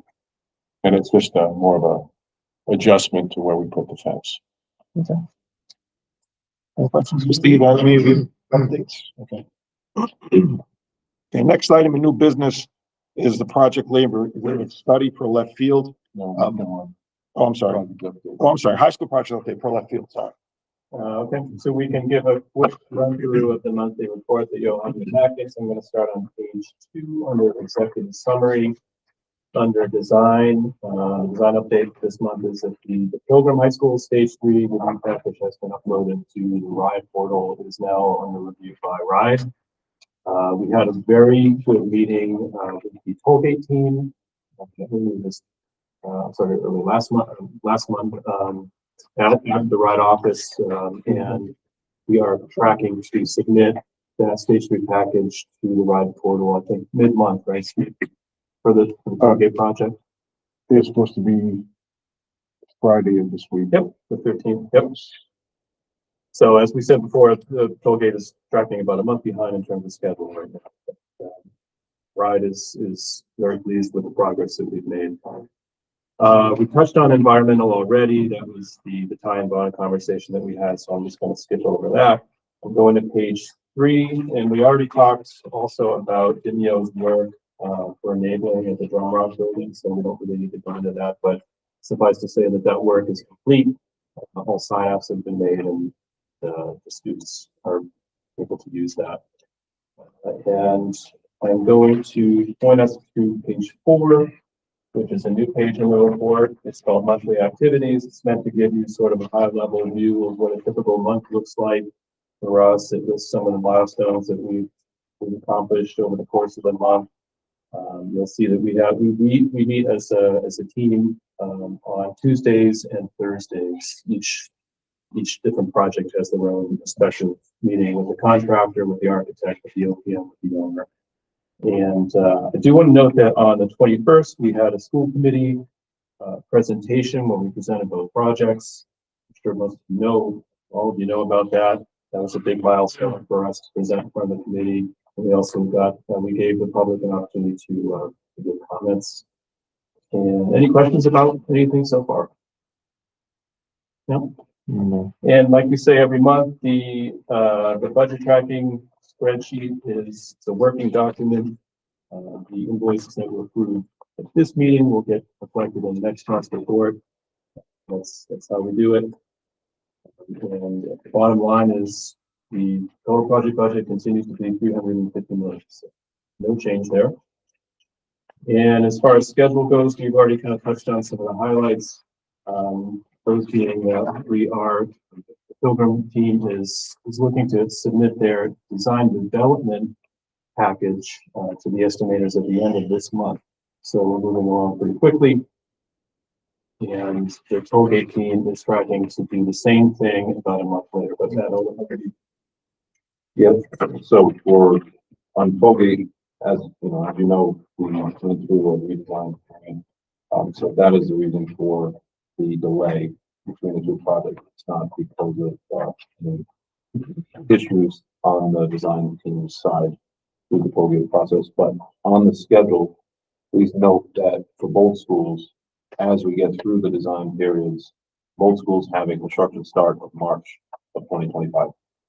So please make sure you are fully aware of that anticipated start date. We are pointing every effort to making that start date because on the back end, we want to finish early enough so that both schools can have the adequate time to move in to the new building. As you're aware, we do have a school committee meeting this evening. We'll be actively pursue your approval, hopefully your approval for Tollgate schematic design submission. We'll be asking the public's, the greater school committee's permission to submit to the RIDE. As such, I was hoping to get some feedback or some advice about tonight's meeting after last meeting. If there was anything that you thought that we should have touched on or we should stay away from, I'd love to hear that, as I will be presenting tonight with that. So I can tell you, people are gonna bring up, the practice field situation. And they're gonna bring up, for some people, they feel that, and I understand the cost, but I'm just giving you a heads up. Some people are gonna bring up that they feel that the softball or baseball field should be turf. I understand that's an expense. I'm just giving you a heads up that that's what some people are gonna bring up. It is a major concern for people, that the practice field is out. I know it's back in now, right now, but, that is a concern for people. And then, although it's been addressed very well, the amount of storage space that people will have, but that's been explained to department heads and things like that, but in case anyone, comes up to talk about, And we're expecting the sports comment, and I've tried to be very clear about that I need to protect the project on the front end with contingency. Mhm. Things like switching a field from grass to turf is something a decision I can make in 18 months, in 2 years. It's not gonna affect the schedule of the project. It's not something that I would advise this group, in my professional capacity to outlay that expense. At this point, when we don't even have our soil reports. no, I understand. No, I'm not, sorry, I'm just No, no. preparing myself for tonight. Yeah, well, it's gonna come up, so, I understand that it's a critical topic in this election year, and that is, I think this practice fields, from what I've found, but even local media, is something that a lot of people are pinning their election hats to. I have to, as unpopular as it may be for me as in my professional capacity, my advice is going to remain the same, that this is an expense that is best defer the decision until later on. and so just to give you, just so you have to understand at Tollgate, we don't have any fields, right? Nothing. And so every time we have a game, we have to play away unless you're an indoor sport. So that's where they're coming from for years and years and years. And I would just say, as a principal, it's difficult to develop a culture around having to travel across the city in different places to play your home games. So I'm just giving you the background of why people feel so strongly about it. And they do. And No, I get I'll be brutally honest, so do I. Yeah. So The softball field and the baseball field are on your site. Mhm. Whether or not it's turf or not, that's a different discussion, but there's absolutely no plans to value manage softball fields. and they may bring up also, lights on those fields. So I get it. I'm just giving you the heads up. Yeah, that was pretty much it. I would anticipate the same things that were conveyed at the forum will be conveyed tonight too, so. No, I get it. You asked me, so And that's fine. I mean, no one's gonna run from those conversations. I would offer that if you're following the conversation from Barbara about Fairfield. Yep. And what the state and federal laws may be changing with respect to outlawing particular types of turf, not knowing much about it. Explore that, do a literature review on turf fields and make sure you get the right budgets and upkeep them. You know, in North Smithfield, when I worked there, they hadn't set aside the 50 grand a year for 10 years to maintain the turf, artificial turf field. And they were faced with $500,000 like fix. They require a lot of attention. So just like know all that. No, I've been up, so we're my hometown, they just recently passed a bond to go out and get more fields, and that was big topics of discussion, forever chemicals, maintenance of turf and things like that. Injuries, we've heard that Narragansett is thinking about going back to grass because of the injuries that they've had there. No matter what I say, I don't think I'm gonna make people happy, right? No, but you can just make them aware of what both sides of it. Yeah, I What the think, trends are. yeah, and it's important because I think there's a perception out there that artificial turf requires little maintenance. And I think that's the furthest thing from the truth. It requires quite a bit of It maintenance. needs specialized maintenance. You can't Specialized. just have your grounds people go out there and cut Exactly. grass. So there's training, staffing, right? That are concerned, and equipment, right? And then you have to factor in the replacement cost. You have to know that 10 years from now, you're gonna replace this field. And there's That's ongoing maintenance materials that Yeah. have to be. Yeah. So there's a ton of stuff that, from my perspective, I can see the main field that gets multiple use, football, soccer, both field hockey and lacrosse, okay? Both lacrosse teams. You can see it there. The softball and baseball field turf is, you know, I don't disagree with you. I'm just. Yeah, no, Saying and I completely That's agree, the and chatter. yeah. And I'd rather Everybody- know ahead of time before I walk in. and get- everybody talks about it being a moneymaker. There is no, you're not making money on these fields. It's not gonna happen. Yeah, and there were two things I would just add, because I heard that from the forum as well, and you know, well, we lose kids, right? We lose kids to NK and Pontiac primarily. That's 60% of the kids that leave us for Pathways, they go to those two places. NK's facilities are the exact same thing that we're designing. Turf football field, baseball, softball, everything else is grass. Practice field, I don't think they have a practice field. They just line something depending on the sport that's being practiced. The baseball team plays at a city field, right? So go to Cranston Stadium's turf, Cranston West is turf. Those are parks and recreation parks. They're not school department parks. There's a difference there, right? So, you know, and I get the revenue generation part of it, but I honestly think that's a city discussion for city facilities. They want to have that.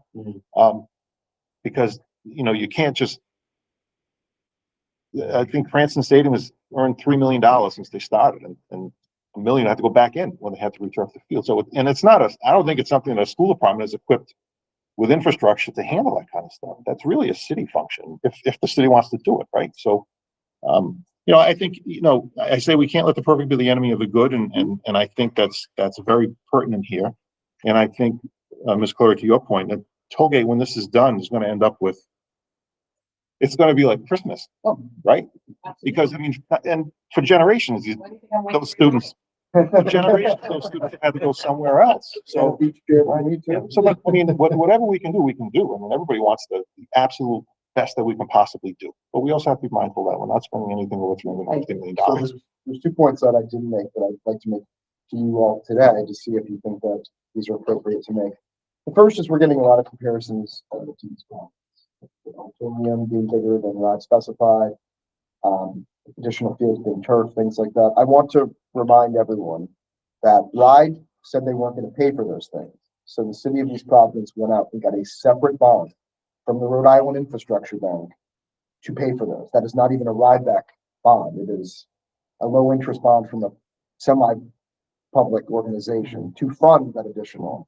So we can explore what those costs were. We can say this is a decision of the Rhode Island Infrastructure Bank, but I don't want to do that tonight. I just want to make the point that in some of these other places where you're seeing these extras that we've told you RIDE won't pay for, they had to go out and get a separate bond from the Rhode Island Infrastructure Bank. The second thing I want to mention is I can tell that there's some comparisons to some of the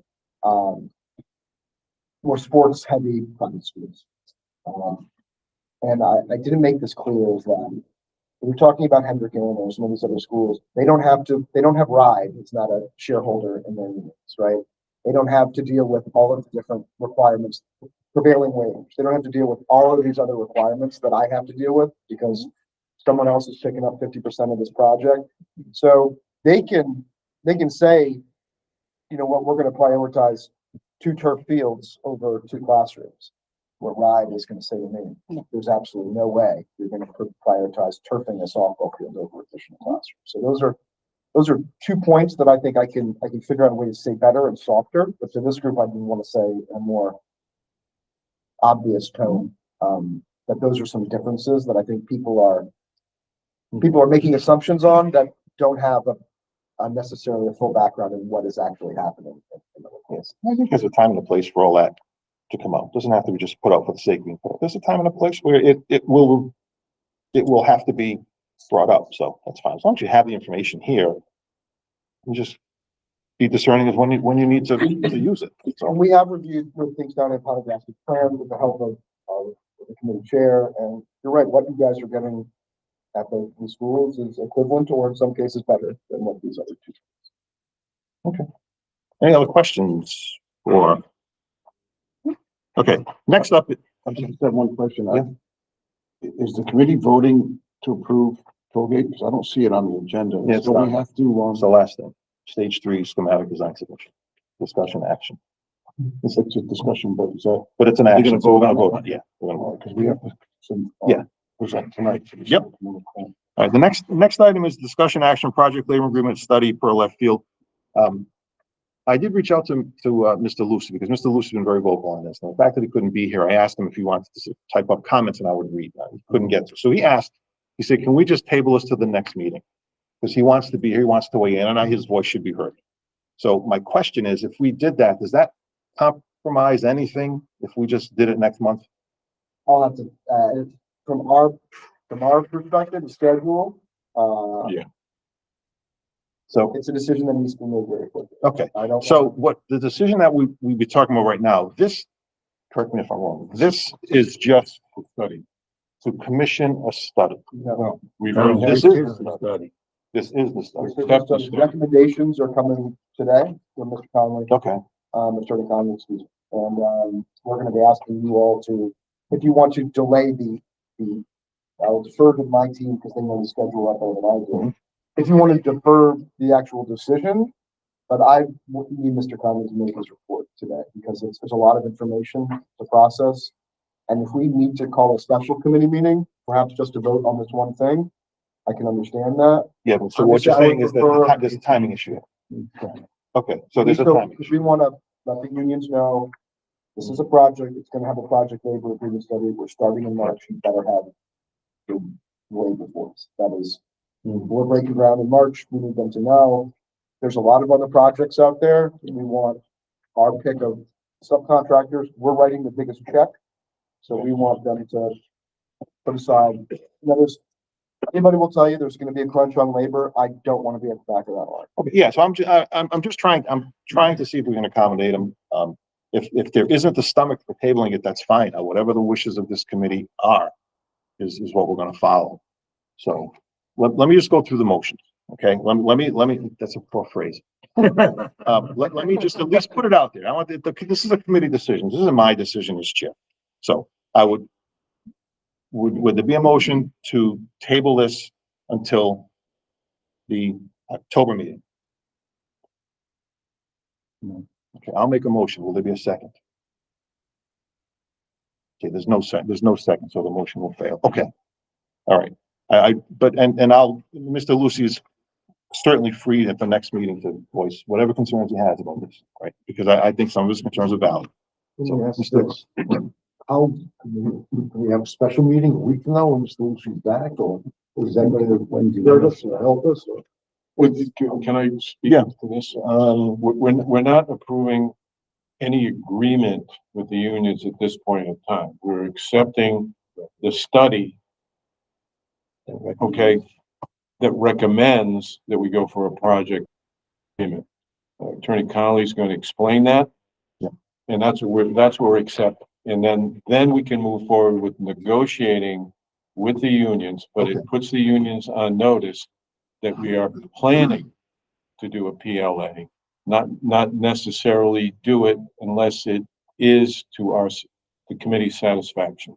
Is that expressed clearly? Yeah, just to reiterate what Steve is saying, you're gonna be voting, we're gonna be asking you to accept the recommendations of the project convention. We are going to have to enter into negotiations on the back end. Is that correct? That's correct. Okay. All right. So, all right, that, and I have no issues with that. So, and I think it still affords, Mr. Lucy to speak up and try to influence in any way he can what the final agreement is, right? Because you know that you don't have to accept, the committee does not have to accept any agreement that they are not comfortable with. Okay. So, having said that, floor is yours, Mr. Conley. Thank you. Again, my name is Dylan Conley. My law firm does these project labor agreement studies and project labor agreement contracts throughout the state, particularly related to these school building projects. So I've been fortunate enough to sit in a lot of these rooms and have a lot of these debates. And in fact, I have another one this evening. And I did want to actually start by really complimenting the rigor of the approach of this board. I think the meeting was a phenomenal presentation, and your detail is something that I think deserves to be commended. Specific to project labor agreements, these are creatures of both case law and statutory requirements. The legal construct is to make sure that you have the highest quality product delivered at the best price. So your philosophical comparisons are there additional costs? And if there are additional costs, are there benefits that offset those costs? And a lot of, the analysis comes down to different, risk assessments. Some of the risk assessments are, what is the potential for a labor disruption? The way you would do a risk assessment on that front is how easy it would be to disrupt the project. In this case, I think it's actually remarkably easy because of the very, very limited site access, that you have. Just a handful of people could completely derail a project. The size and complexity of a project is another phenomenon that's generally considered, in terms of risk. I actually think that the, one of, if not the biggest risks with this particular project is the funding source. So if you think about the way funding usually works, it's a whole entire market of lenders that you can go to. And if something goes wrong with one loan program or one funding source, you can go to another, even if that represents an increased expense. You have a 55% coverage of cost through RIDE. That's not available to you in the private market. You have exactly one funding source. So if we do not comply with and meet RIDE's deadlines and goals, that's a very substantial risk. What our analysis does is it goes through each of these sort of phenomenon in more detail. The legal framework is really pages 9 through 13 of our report on what we're required to do. One of the other important things to consider on these projects is the regulatory overlay. There's RIDE regulations, there's city regulations, there's school district regulations, there's state purchasing regulations. And there are generally applicable federal regulations when you work at labor at this scale. So as opposed to a race to the bottom, which is a phenomenon that I think almost everyone is very familiar with, this creates a race to the top in terms of the performance standards that have to occur on a project of this scale. When you have a regulatory race to the top, that also moves you in a position where small imperfections have high levels of risk. So I think that's true in the financing of this project. I think it's true of the regulations on this project. And I think both of those phenomena are true for every single school project in the state. That leads me to another critical component of our market analysis. Includes not just what we see as is there sufficient labor, what other projects are there, but what is also the labor's market expectations of projects like this. When I first started doing work like this years ago, project labor agreement was still, they weren't uncommon, but projects of this scale were uncommon. So there was a feedback loop in that sense. People were not as familiar with the project labor agreement because they weren't familiar with the project at this scale. What we've seen since then is a series of very large scale school construction projects. And almost, if not all of them, have been subject to a project labor agreement. This creates a market expectation where labor itself expects that these projects will be labor projects. When there's a market expectation, any deviation from that expectation puts a spotlight on you. And so that sort of focal point increases the risk of a labor disruption on a project. So I think in general, this is true of large scale government projects, in particular the Rhode Island school projects, because of its sources of funding and how project labor agreements have been entered into. And again, many, if not all, in the recent years is a very critical component. So when we talk about complexity, I think one of the things that is important to note is the simultaneous construction and both of them on occupied sites. Those things are not simple things to pull off. There are advantages to that because you can throttle labor between the two sites. Something goes a little bit behind, you can slide labor into the other and vice versa. Now, that's a lot more difficult to do if you have completely different subs and completely different labor pools for each location. If you have a labor agreement that controls both locations, it's something that you can move in between. I think something that we just talked about in terms of timing, which is really important, is the crush of projects that are going to hit the market. This is something I have been increasingly concerned about. I think the pace is really important. The General Assembly has effectively ended the funding for this on a going forward basis. It means that anyone that wants to get in needs to get in now. So you have a lot of school districts that are rushing to get projects into place. We do not presently see an issue with the supply of labor such that it would have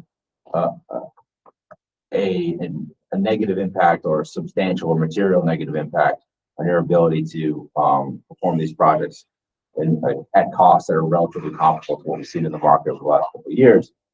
But if this project slows down, I have serious concerns about that. There just literally are not enough laborers. If all of these projects are happening simultaneously, you're talking billions of dollars of very, very, very similar construction, just only in Rhode Island. That's tight. Pace matters here. I do think we're currently on a pace to be out ahead of a lot of the other projects, and because of the size of this project, that buying power that also corrects for some of that. But again, when you're doing a project labor agreement study, it's functionally a risk analysis. That is a risk that we all need to be aware of. One of the other things that I think is very important about the technical aspect of a project labor agreement versus a non-PLA project is anyone that's ever done construction or even just kind of worked at their house or had a friend solve something at their house. There are problems that come up in the field and you just kind of make it work. And on a project of this complexity, you can't just make it work in the field. It needs to be built exactly as it's described in the plans because there's future proofing contemplated within that. There's the idea that these buildings are going to last beyond any of us in this room in terms of their viability and how they're going to function. And so when I open up a wall in 12 years, the electrical and plumbing needs to be exactly where the plans say it's going to be in that wall. We can't just make it work in the field. Otherwise, I'm going to have, earlier today, we talked about discovering things in buildings that we have been trying to account for. The way you avoid those problems in the future is by detail in the field, by complying to the plans that we have. And generally speaking, the labor available to you through a project labor agreement is a pool of labor that understands that expects that, and makes an effort to meet those standards in the field. They're not just trying to get the thing done to jump holes, they're getting it done right. So I think in terms of the technical aspects, which we talked a lot about today, I think that's an important note of the value of a project labor agreement versus a more standard labor pool. Again, we talked about site access. I'm moving very quickly. I mean, I'm very happy to go into any of this in additional detail. I think one of the other things that we've seen is school projects have a really atypical demand for site access. Usually it's a 9 to 5 phenomenon for a company or retail site or something like that. People are moving in and out of the site over the course of the day. Schools are very much this huge crush of simultaneously people arriving and this huge crush of people simultaneously leaving. And they're at time periods that are different than normal. So in terms of a contractor that's used to just working on any old standard site, the truck gets there when it gets there. That doesn't work for these sorts of projects. There are really tight time windows. There's different directions you want those trucks to move through, or whatever the deliveries may be, the supplies, the specialized equipment. And so having a labor pool that is used to those sorts of requirements is very important. I think when you talk about risk of impact, if you have a large truck arriving at an awkward point in time that causes a disruption at a large private corporation, okay. If you have a large truck that blocks school kids getting home, you have a political football event at the end of for weeks. So these aren't small things. They are small in the concept of a normal construction site. At a occupied school construction site, all these little things have huge risk. So you really want to be able to control your labor pool, to vet your labor pool, to understand that they have been trained and they're used to these sorts of concerns. I mean, we talk a bit about pre-screening. The executive summary of our findings saying on page 5. Mr. Chairman, I'm happy to answer questions. I also don't want to sit here and go through 27 pages of whatever. I have a question. Labor pools, construction types, right? There's a lot of work going on in the city that nothing to do with schools, building hotels and housing projects. Are you at all competing with the labor in portions of those projects too? Or are we just talking labor that just builds schools? There's an agglomeration in the labor industry where, people make a phone call, they fly in a bunch of guys, women from like Arizona and build a hotel. Like, Yeah, But they wouldn't necessarily touch school projects. What are we talking about as far as labor type and crossover? there is a crossover of demand there. And I think that crossover would generally be even stronger, if these school projects were not at the scale that they're currently at. You really do have a lot of people that are just working on school project after school project after school project, which I think brings value in terms of there's an expertise in Rhode Island right now, but the demand is really high for that pool of labor. Mr. Kravitz, I think one of the things that you're referring to is a type of construction very different from what we do. If you're talking about, like, for instance, everyone knows these housing developments that all look the same, right? They have a different, one in East Providence that they just built, it's gigantic. It's what we call podium construction. So it's a concrete first floor or steel first floor, and then it's stick construction or plywood and wood construction at the top. You are right. You will see crews that literally move from one of these projects to another.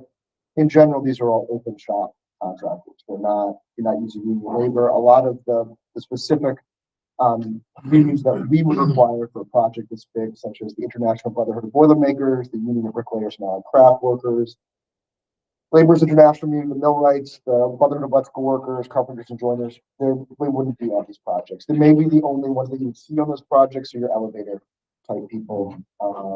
Obviously, National Rhode Island Energy, the large conglomerate electrical and companies, they obviously have union workers and stuff like that. But it's a much different labor subset. Generally, they're going to make these things as quick and as cheaply as possible, because as soon as they move in people, we're required by law to build a school that's going to last you 100 years. We have a different standard for our labor. So it's a fundamental difference. And I think how they're designing to turn and burn, right? They just want to get the framers up. And that's why you see these buildings framed in 2 weeks. They bring in a crew from a different state. They stay in a hotel for 2 weeks. They frame it, and then they move on to the next project. So we're not necessarily pulling that pool of labor. That is building commercial and residential projects in the city.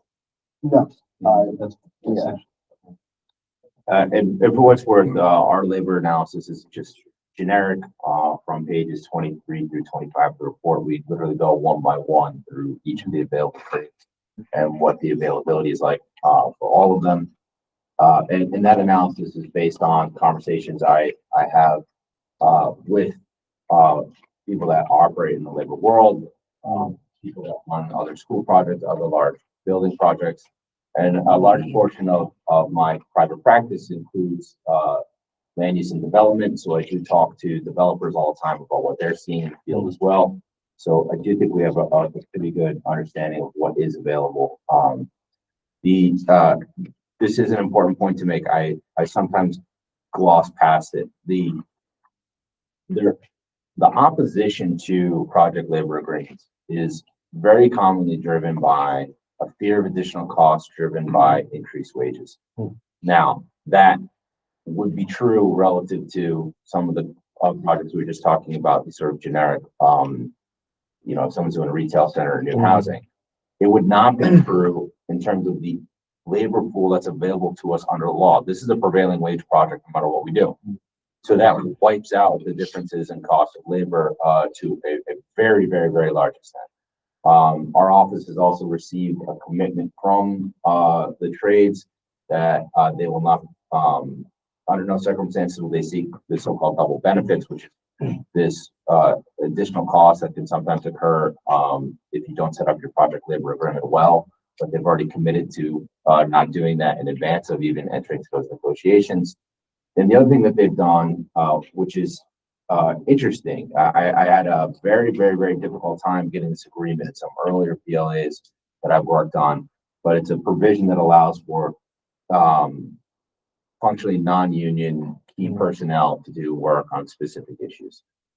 Some of the types of construction you'll use, able to be prefabrication offsite, or maybe there's some sort of relatively rare, highly specialized labor that you want, and there's insufficient trades pool available to us. They are not going to object to us using subcontractors and labor outside of their collective bargaining agreements. So I think that's a big value to us that's included as an exhibit. So it's detailed on how that would work if the PLA was eventually entered into. I think that's a really strong get because it avoids some big headaches. The other thing that I think, not only the timelines in terms of funding, we talked a little bit about the risk that you have disrupting school entry and, or the end of the day. Another project I've worked on, we were effectively unable to open at the beginning of the school year. And that was a huge problem. What the PLA did put us in a position to do was to get a really, really significant increase of available laborers leading up to the school year to basically really rush to get a ton of work done in a relatively short time period. So that is something that a PLA does give you. It is access to the entirety of the labor union, labor pool. And if there's a really serious need, Mike Sabatoni gets on the line and people show up. I will vouch for Dylan on that. My old firm was the company that did, that's the Henry, I won't say the name, but I was involved adjacent to that project. I will say that phone calls were made, labor did show up on site, but one thing I lesson learned from that project that we're gonna take into account here, it doesn't really do me any good if I've got a week to open school and now I've got carpet installers working at the same time as acoustic or grid installers at the same time as painting is going on. Those people stacked on top of each other, it doesn't work for a project. So we're going to be working with the project labor agreement is the way that we're going through this project. It sounds like it is. We've been working to make sure that the labor is provided at the appropriate times. We're not just getting a huge rush of people filling the job site when there's no efficiency. To that point exactly, on projects I've worked on subsequent to that, we've built into the project labor agreement a requirement that all of the parties meet on a regular basis, and if there is anyone foresees an issue with something getting done on time, and it appears as though the labor pool is not available to solve that, not just before the last day, but in a meaningful time frame so that we don't have the issues that we just identified, then we're able to move outside of that labor pool in the same way that we do just spoke about with key personnel. So I do think a lot of the concerns and historic objections to PLAs in terms of cost don't appreciate the actual legal and regulatory requirements that are imposed on us regardless. And a lot of these things are things that can be dealt with and corrected. And it's something that I think we've been successful in doing in the back end of our experience at a separate location. Dylan, can I give an example? So let's think about asphalt rakers, right? An asphalt raker at your house doing your driveway makes no money in most cases. A union asphalt raker makes it a minimum $47 an hour. Now, it doesn't matter on our project whether you hire a union or a non-union asphalt raker, they're both making $47. So I think that's an example of what Dylan's talking about, where we're paying the same amount, right? No matter who that person is on the project. So question, and I hear everything you're saying, and I think pragmatically a project this size, I don't think could be done without a PLA. I just don't think it's pragmatic, business wise, politically, pick the area. So I think what you just said was, I know from previous conversations, there may be some trades that might be stretched, right? So you're into your project, one of those particular trades is stretched. I think you just said you'd be able to call in more of, there may not be union trades, right? Or union shops. There's a process to it, but yes. Because for me, the overarching point is the project can't be delayed because there aren't enough X to do the work, right? Because that's just essentially not fair, right? Yes. So as long as, I think you need to have, I'm not in this business, but you would have to have some provisions in there to essentially say, you can't, because we have deadlines to hit to get incentives and everything else. So if you're not gonna hit that deadline because, well, there weren't enough electricians to do the work, well, that doesn't, essentially just doesn't seem fair. It doesn't. And one of the real risks if you're not underneath a PLA is who are you actually reaching to, right? You're basically, you're opening up the phone book and you're going to try to get a sub out to the site. By comparison, there's this built-in network that the trades bring where they're all connected. We need X. But what what we've been able to do within our project labor agreements is the same way that we see this letter that which the trades are basically giving up negotiating points. They're saying they're committing to not having those additional costs built in. Is we've created a program that identifies any of the parties that are saying, like, I'm worried about this deadline. What are we going to do about it? And someone will try to get an answer, and if that answer is unsatisfactory, I'm still worried about this deadline. Then we can push. Like, there's no limit on the. So essentially, we give them a first shot. Let's say that we're running, our electrical is slipping on the schedule. Electrical is a critical path activity, as we call it in the industry, which means that there's a lot of things that require the electrical before you can do it, right? So on our critical path, we're seeing a slowdown in electrical, and they're not hitting the targets that Demio has defined for them. We say, give us the labor. If they don't give us the labor, then that opens us up the ability to say, you're not providing it. Our recourse now is to find people that will provide it. And that's something that gets negotiated into the PLA, because I think another thing that Dylan said, and I want to just reiterate it, is that there are a lot of other projects that are going to have project labor agreements. If we don't, then all of these big union shops are going to go, your Deltas, your Ross, your Electrics, your Odex, they're going to go to the other projects, and they're not going to be on our project because they're contractually required to, as opposed to ours. Even though we're writing the biggest check in Rhode Island, Right. They will go to other places. Any other questions or anything that we need to add? We don't need to go page by page. We all have. No, the No. conclusion's on page 27. Yep. It's a fair for recommendation. On page 27, the study, bottom paragraph, occasionally on private labor grant projects, last sentence also, she given from the building trades that they want the key labor, key trades or key personnel are not required to join the union. But in the letter to building to Attorney Conley, number 2, it says that they will be required to join the union. There's two distinct populations within the letter. I know what you're referring to. So it does mention key personnel that are tradespersons, which explains what's doing. What page was that, Mr. Second? Page 27. 27, and then the letter is back. Sorry, page 25. Page 25, continuing with patients. Last paragraph. And then number 2 is the letter from the 17. So, I'm referring to bullet 3 within the letter. It says upon mutual agreement, you need to be qualified skilled. Tradespeople are not required to join any union signatory to the project labor agreement. And agreement to that shall not be unreasonably withheld. So that's what I'm referring to with the non-requirement. Okay, so in your now key person, it's an A and all key personnel that are tradespersons. So that applies to any of the union trades. So it's uniquely qualified, skilled tradesmen and women. So that's Because in your analysis, it says that sometimes first sentence or last paragraph. Yep.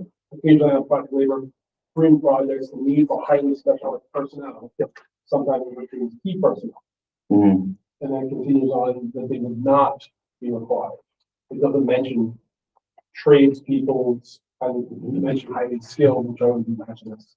Oh, I understand. So the distinction between tradespeople in general versus the highly skilled and their requirement to be forthcoming. So it's in both cases, it's functionally availability of the personnel. Pragmatically, the availability of highly specialized personnel is inherently much less than general trades. General trades still have the ability to go outside of the agreement if there is basically cause. It's not like a burden of proof. It's a committee that will function and will identify what a time frame issue was, and then from there, if the trades are not able to correct for that time frame issue, then you can go outside of it. But it's not a built-in right. So No, I understand that. Okay. So by going outside that pressure relief valve you mentioned. yes, By going outside, those outside tradespeople will need to join like the union. so I have not specified that in our other agreements one way or the other. So Except for these letters, does. we're talking about we're talking about two distinct processes. Mike's letter does not, address what I've done in other project labor agreements in regard to availability of labor, risking timeframe issues. So availability of labor risking timeframe issues is not something I've discussed in the study because it's not a guarantee that I can deliver within a project labor agreement. It is something I have been able to deliver, I think 4 or 5 times now. And routinely ever since the start of the school year issue, for a separate client. So I did not specifically address that in my study because it's not a guarantee, it's a negotiating point within subject to appeal. Okay. That hasn't been. No, unlike this letter, that will be still a point of negotiation. Thank you. Any other questions, Mr. McCaffrey? I need to mention, regulatory issues, statutory issues, things of that nature, and I would imagine state money would have required to have minority enterprises involved in this project. And do you foresee any challenge there with, union contractors to achieve whatever we have to achieve on the next? I'll start and I'll don't can correct me if I'm making a mistake. So the state law is 15%. They're not, and then there's specific breakdowns for, women versus, minority owned businesses and things like that. We are concerned as, that there are not enough large MBE, WBEs, DBEs to go around in the state. That is something that I have specifically spoken, with several people, at DOA about the process for quickly onboarding new MBE, WBE subs. There's also looking at ways to populate exemptions for firms that are certified in Massachusetts to get them to come down quickly here. There's been no conclusion on that, but I would be lying to you if I was to say that I'm not concerned because there are, as an example, none of these incredibly large electrical shops that are going to get 10% of the contract value of this work. There's no MBE. There is one for drywall. That's a nice one, right? That's a structural steel framing. There are some, but some of these very large trades, like mechanical, plumbing, electrical, there's no certified large WBE, MBE firms here in Rhode Island, and they're going to be getting a significant chunk. And we have to remember 15% of a $350 million project is a lot. But there's also mechanisms to get agreements with Department of Labor. There are mechanisms for relief, from that as well. You need to show that's good effort, right? It's more than just sending an email to someone saying, hey, can you work on the job? You have to make an effort to go out to them, see if you can onboard them, see if you can get them qualified. But I mean, with over $1 billion, almost $2 billion worth of work going on at the same time, and maybe 24 MBE, WBE firms in Rhode Island total that could probably handle a project of 20 million, let alone a project of 350 million. It's going to be a stretch. Yeah, no, I agree with all that. It is a concern. But I think and it's somewhat, to kind of jump off to my own profession to talk about a similar challenge is a lot of times to talk about the lack of people of color in the judicial pool. And the problem is the time period between when someone really basically available to be a judge. I have problems at the lack of minority participation in law school, staying as practicing attorney for a long time, right? So there's a lot of drag on it. I think similarly here, there's a lot of firms that don't qualify as MBEs or WBEs, despite the fact that in practice they are that. They're just not registered accordingly. So there are some really pragmatic issues with that. It's a hurdle. I mean, as anybody knows, registering with the state of Rhode Island and going through their processes is not easy. That's one of the reasons why we have a construction manager, right? It's because they can help, that they pre-qualify their own subcontractors, and things like that. Also, the state of Rhode Island has got very tough in the last couple of years. They've thrown a lot of people out. So there was a common practice in Rhode Island for firms to make someone the principal of their organization that wasn't actually involved in the work of the organization so they could get WBE or MBE status. They've cracked down on that pretty heavily. This process, we understand you percentages as a process to, have a skilled labor support the project. Ride is, well, you have to remember, Ride is partially responsible for the position that we're in. They sunsetted the bonuses at a very specific time to force the hand of communities to take votes on things like that. This is a manufactured labor shortage by imposing arbitrary deadlines on when bonus points expire. They have recognized that their role in creating this, that's why you see some backpedaling from Ride on project delivery methods and things like that, and why MOA extensions are very common right now. So they're aware of their role in this, and they know that in order to make these projects work, they can't expect every single project to be competing for the same subcontractors and then finish on time per our MOA agreements. It's an impossibility. Any other questions for Mr. Conley or left field? All right, so at this point, I'm looking for a motion to approve project. Yeah, approve the study. Moved by Mr. Holmes, second by Mr. McCaffrey and Mr. Kravitz. Any further discussion? Okay, all in favor? Aye. Opposed? Motion carries. Thank you, Mr. Conley. All right, last item on the agenda, discussion action, Tollgate Stage 3 ride schematic design submission per left field. And this, for anybody, this is the same presentation that was done at the forum, right, Steve? With some minor changes, right? When we had the forum on the 21st, we showed this. Yeah, it's a little more developed, Yeah. but it's the same presentation. All right, so. Do we have, how are we doing this? Want to do this one? You want to? Is this John? Is this left field? Is this Sakosho? It's just the stage 3 submission with the design. We're voting to approve the submission of the stage 3 package to RIDE for their review. Assuming everyone's looked at the presentation that we sent. Yeah, same presentation, it's more or less the same presentation as given the school committee. Right, yes. 21st. So the school committee has seen this as well. The school committee will approve it as well.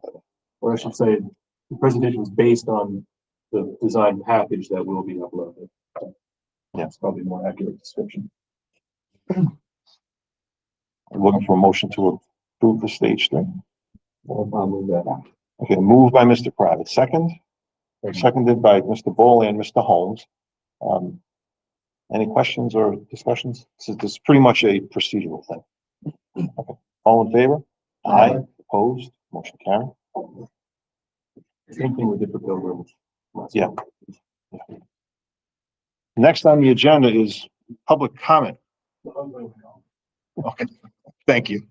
Ms. Holmes? Now that I want to jump back a little bit to the PLA thing. We approved the study. So the next step is to negotiate the PLA itself. Yeah, well, one of the next steps would be to bring this before the school committee for approval too. But then, then proceed with the. But I know Chris mentioned that he needs, it's somewhat time sensitive to have the official document negotiated, correct? We're gonna be going, and negotiations are gonna take months, to be honest with you. It's more important for us to. Yeah, more that's important. what I'm thinking. And who's gonna, We're gonna start them before the school. We are have they to, doing it all? we have to start them now, Yeah. immediately, like tomorrow. It's not gonna affect our timeline now, as we're waiting for a school committee approval, because we have to, the school committee says no, we don't accept it, then we just stop the issue. We have to. Okay, You don't need I'm just saying, Yeah. the necessity to get started is, is here. It is, and, but today, as soon as I get out of this meeting, I'm going to be sending an email to Tony and Mancini to say, we've accepted the recommendation of the school building committee, we'd like to enter. So that's us. Yeah. In the field. All right, our next meeting. Oh, I'm sorry.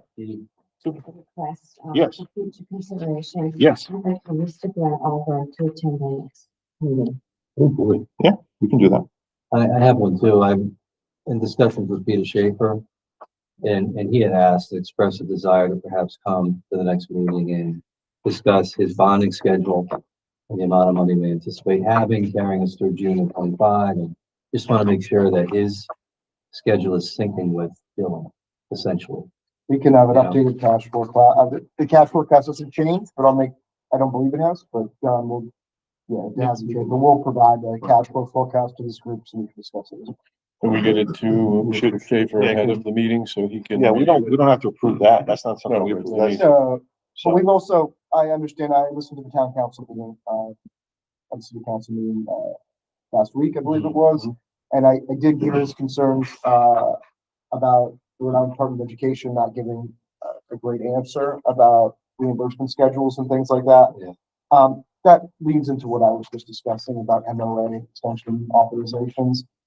MOA extensions are commonplace in Rhode Island. I have verbally been told by RIDE many times that, yeah, no problem, if there's precedent across the state for MOA extensions. They're not gonna give one to us before we wrap up their approvals with CDs. So they can't just go out on a limb and say, you've got 2 extra years, take your time during design, right? They wanna keep the pressure on us to, so they're not gonna do us. Peter was concerned about the pay-as-you-go amount is not as high as people think. From RIDE, he just wants to coordinate with you and your anticipated spending. Sure, I think Steve Gottberg and I have a meeting with Yeah. Billy Trimble over Yeah. at RIDE prior to that meeting. Yeah, I mean, it was made very clear by myself. I did a very simple spreadsheet showing what the amounts were, and that was public document. And that's been given a couple times on it, what the exact reimbursement amount is, what the pay-go amounts are, because there's 2 separate amounts. And it's made clear that the 55% is on the 314 million and change, not 350. So if you apply the amount to the 350, it's just shy of 50%. It's 49.7%. So that was made very clear in the presentation to city council when we went ahead. So I don't know why there would be confusion on that amount. There's no confusion. He just wants to make sure the amount of money that he's liquidating is gonna be sinking. Yeah, no, we don't wanna put you in a position where you have to borrow. Just keep Peter with us as we go. yeah, through. does it make sense for that to be a separate meeting with you guys and Steve? Instead of doing it at this meeting, I think it's a separate meeting. Because Peter's gonna, I don't want Peter to stay there all late through our meeting, so I don't think that's something the building committee needs to do. It's just set up a meeting with Peter with the appropriate people. And maybe we should continue with the monthly meetings that we had been doing before that kind of fell apart, so. Yes, do that. Yeah, I think that would be the wise thing. That way Peter's on board. And we can keep him abreast of, if anything changes. No, I completely understand his concerns. One thing about, PAYGO though, is that should be codified in the memorandum of agreement we have with, Parkland. We have 2 MOAs on PAYGO, which, Peter's office has. So that's their commitment to it, so that number can't change. I was surprised you said you want to be here. They're early people. Early. Yeah. Well, I think the initial is to make it a separate meeting with Peter, because he may not realize 7:30 in the morning is, so.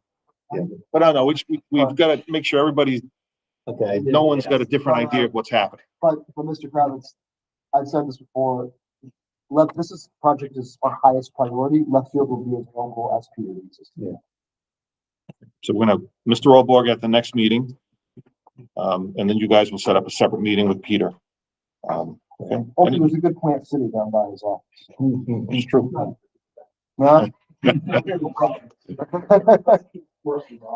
So future business, the next, Pretty bad.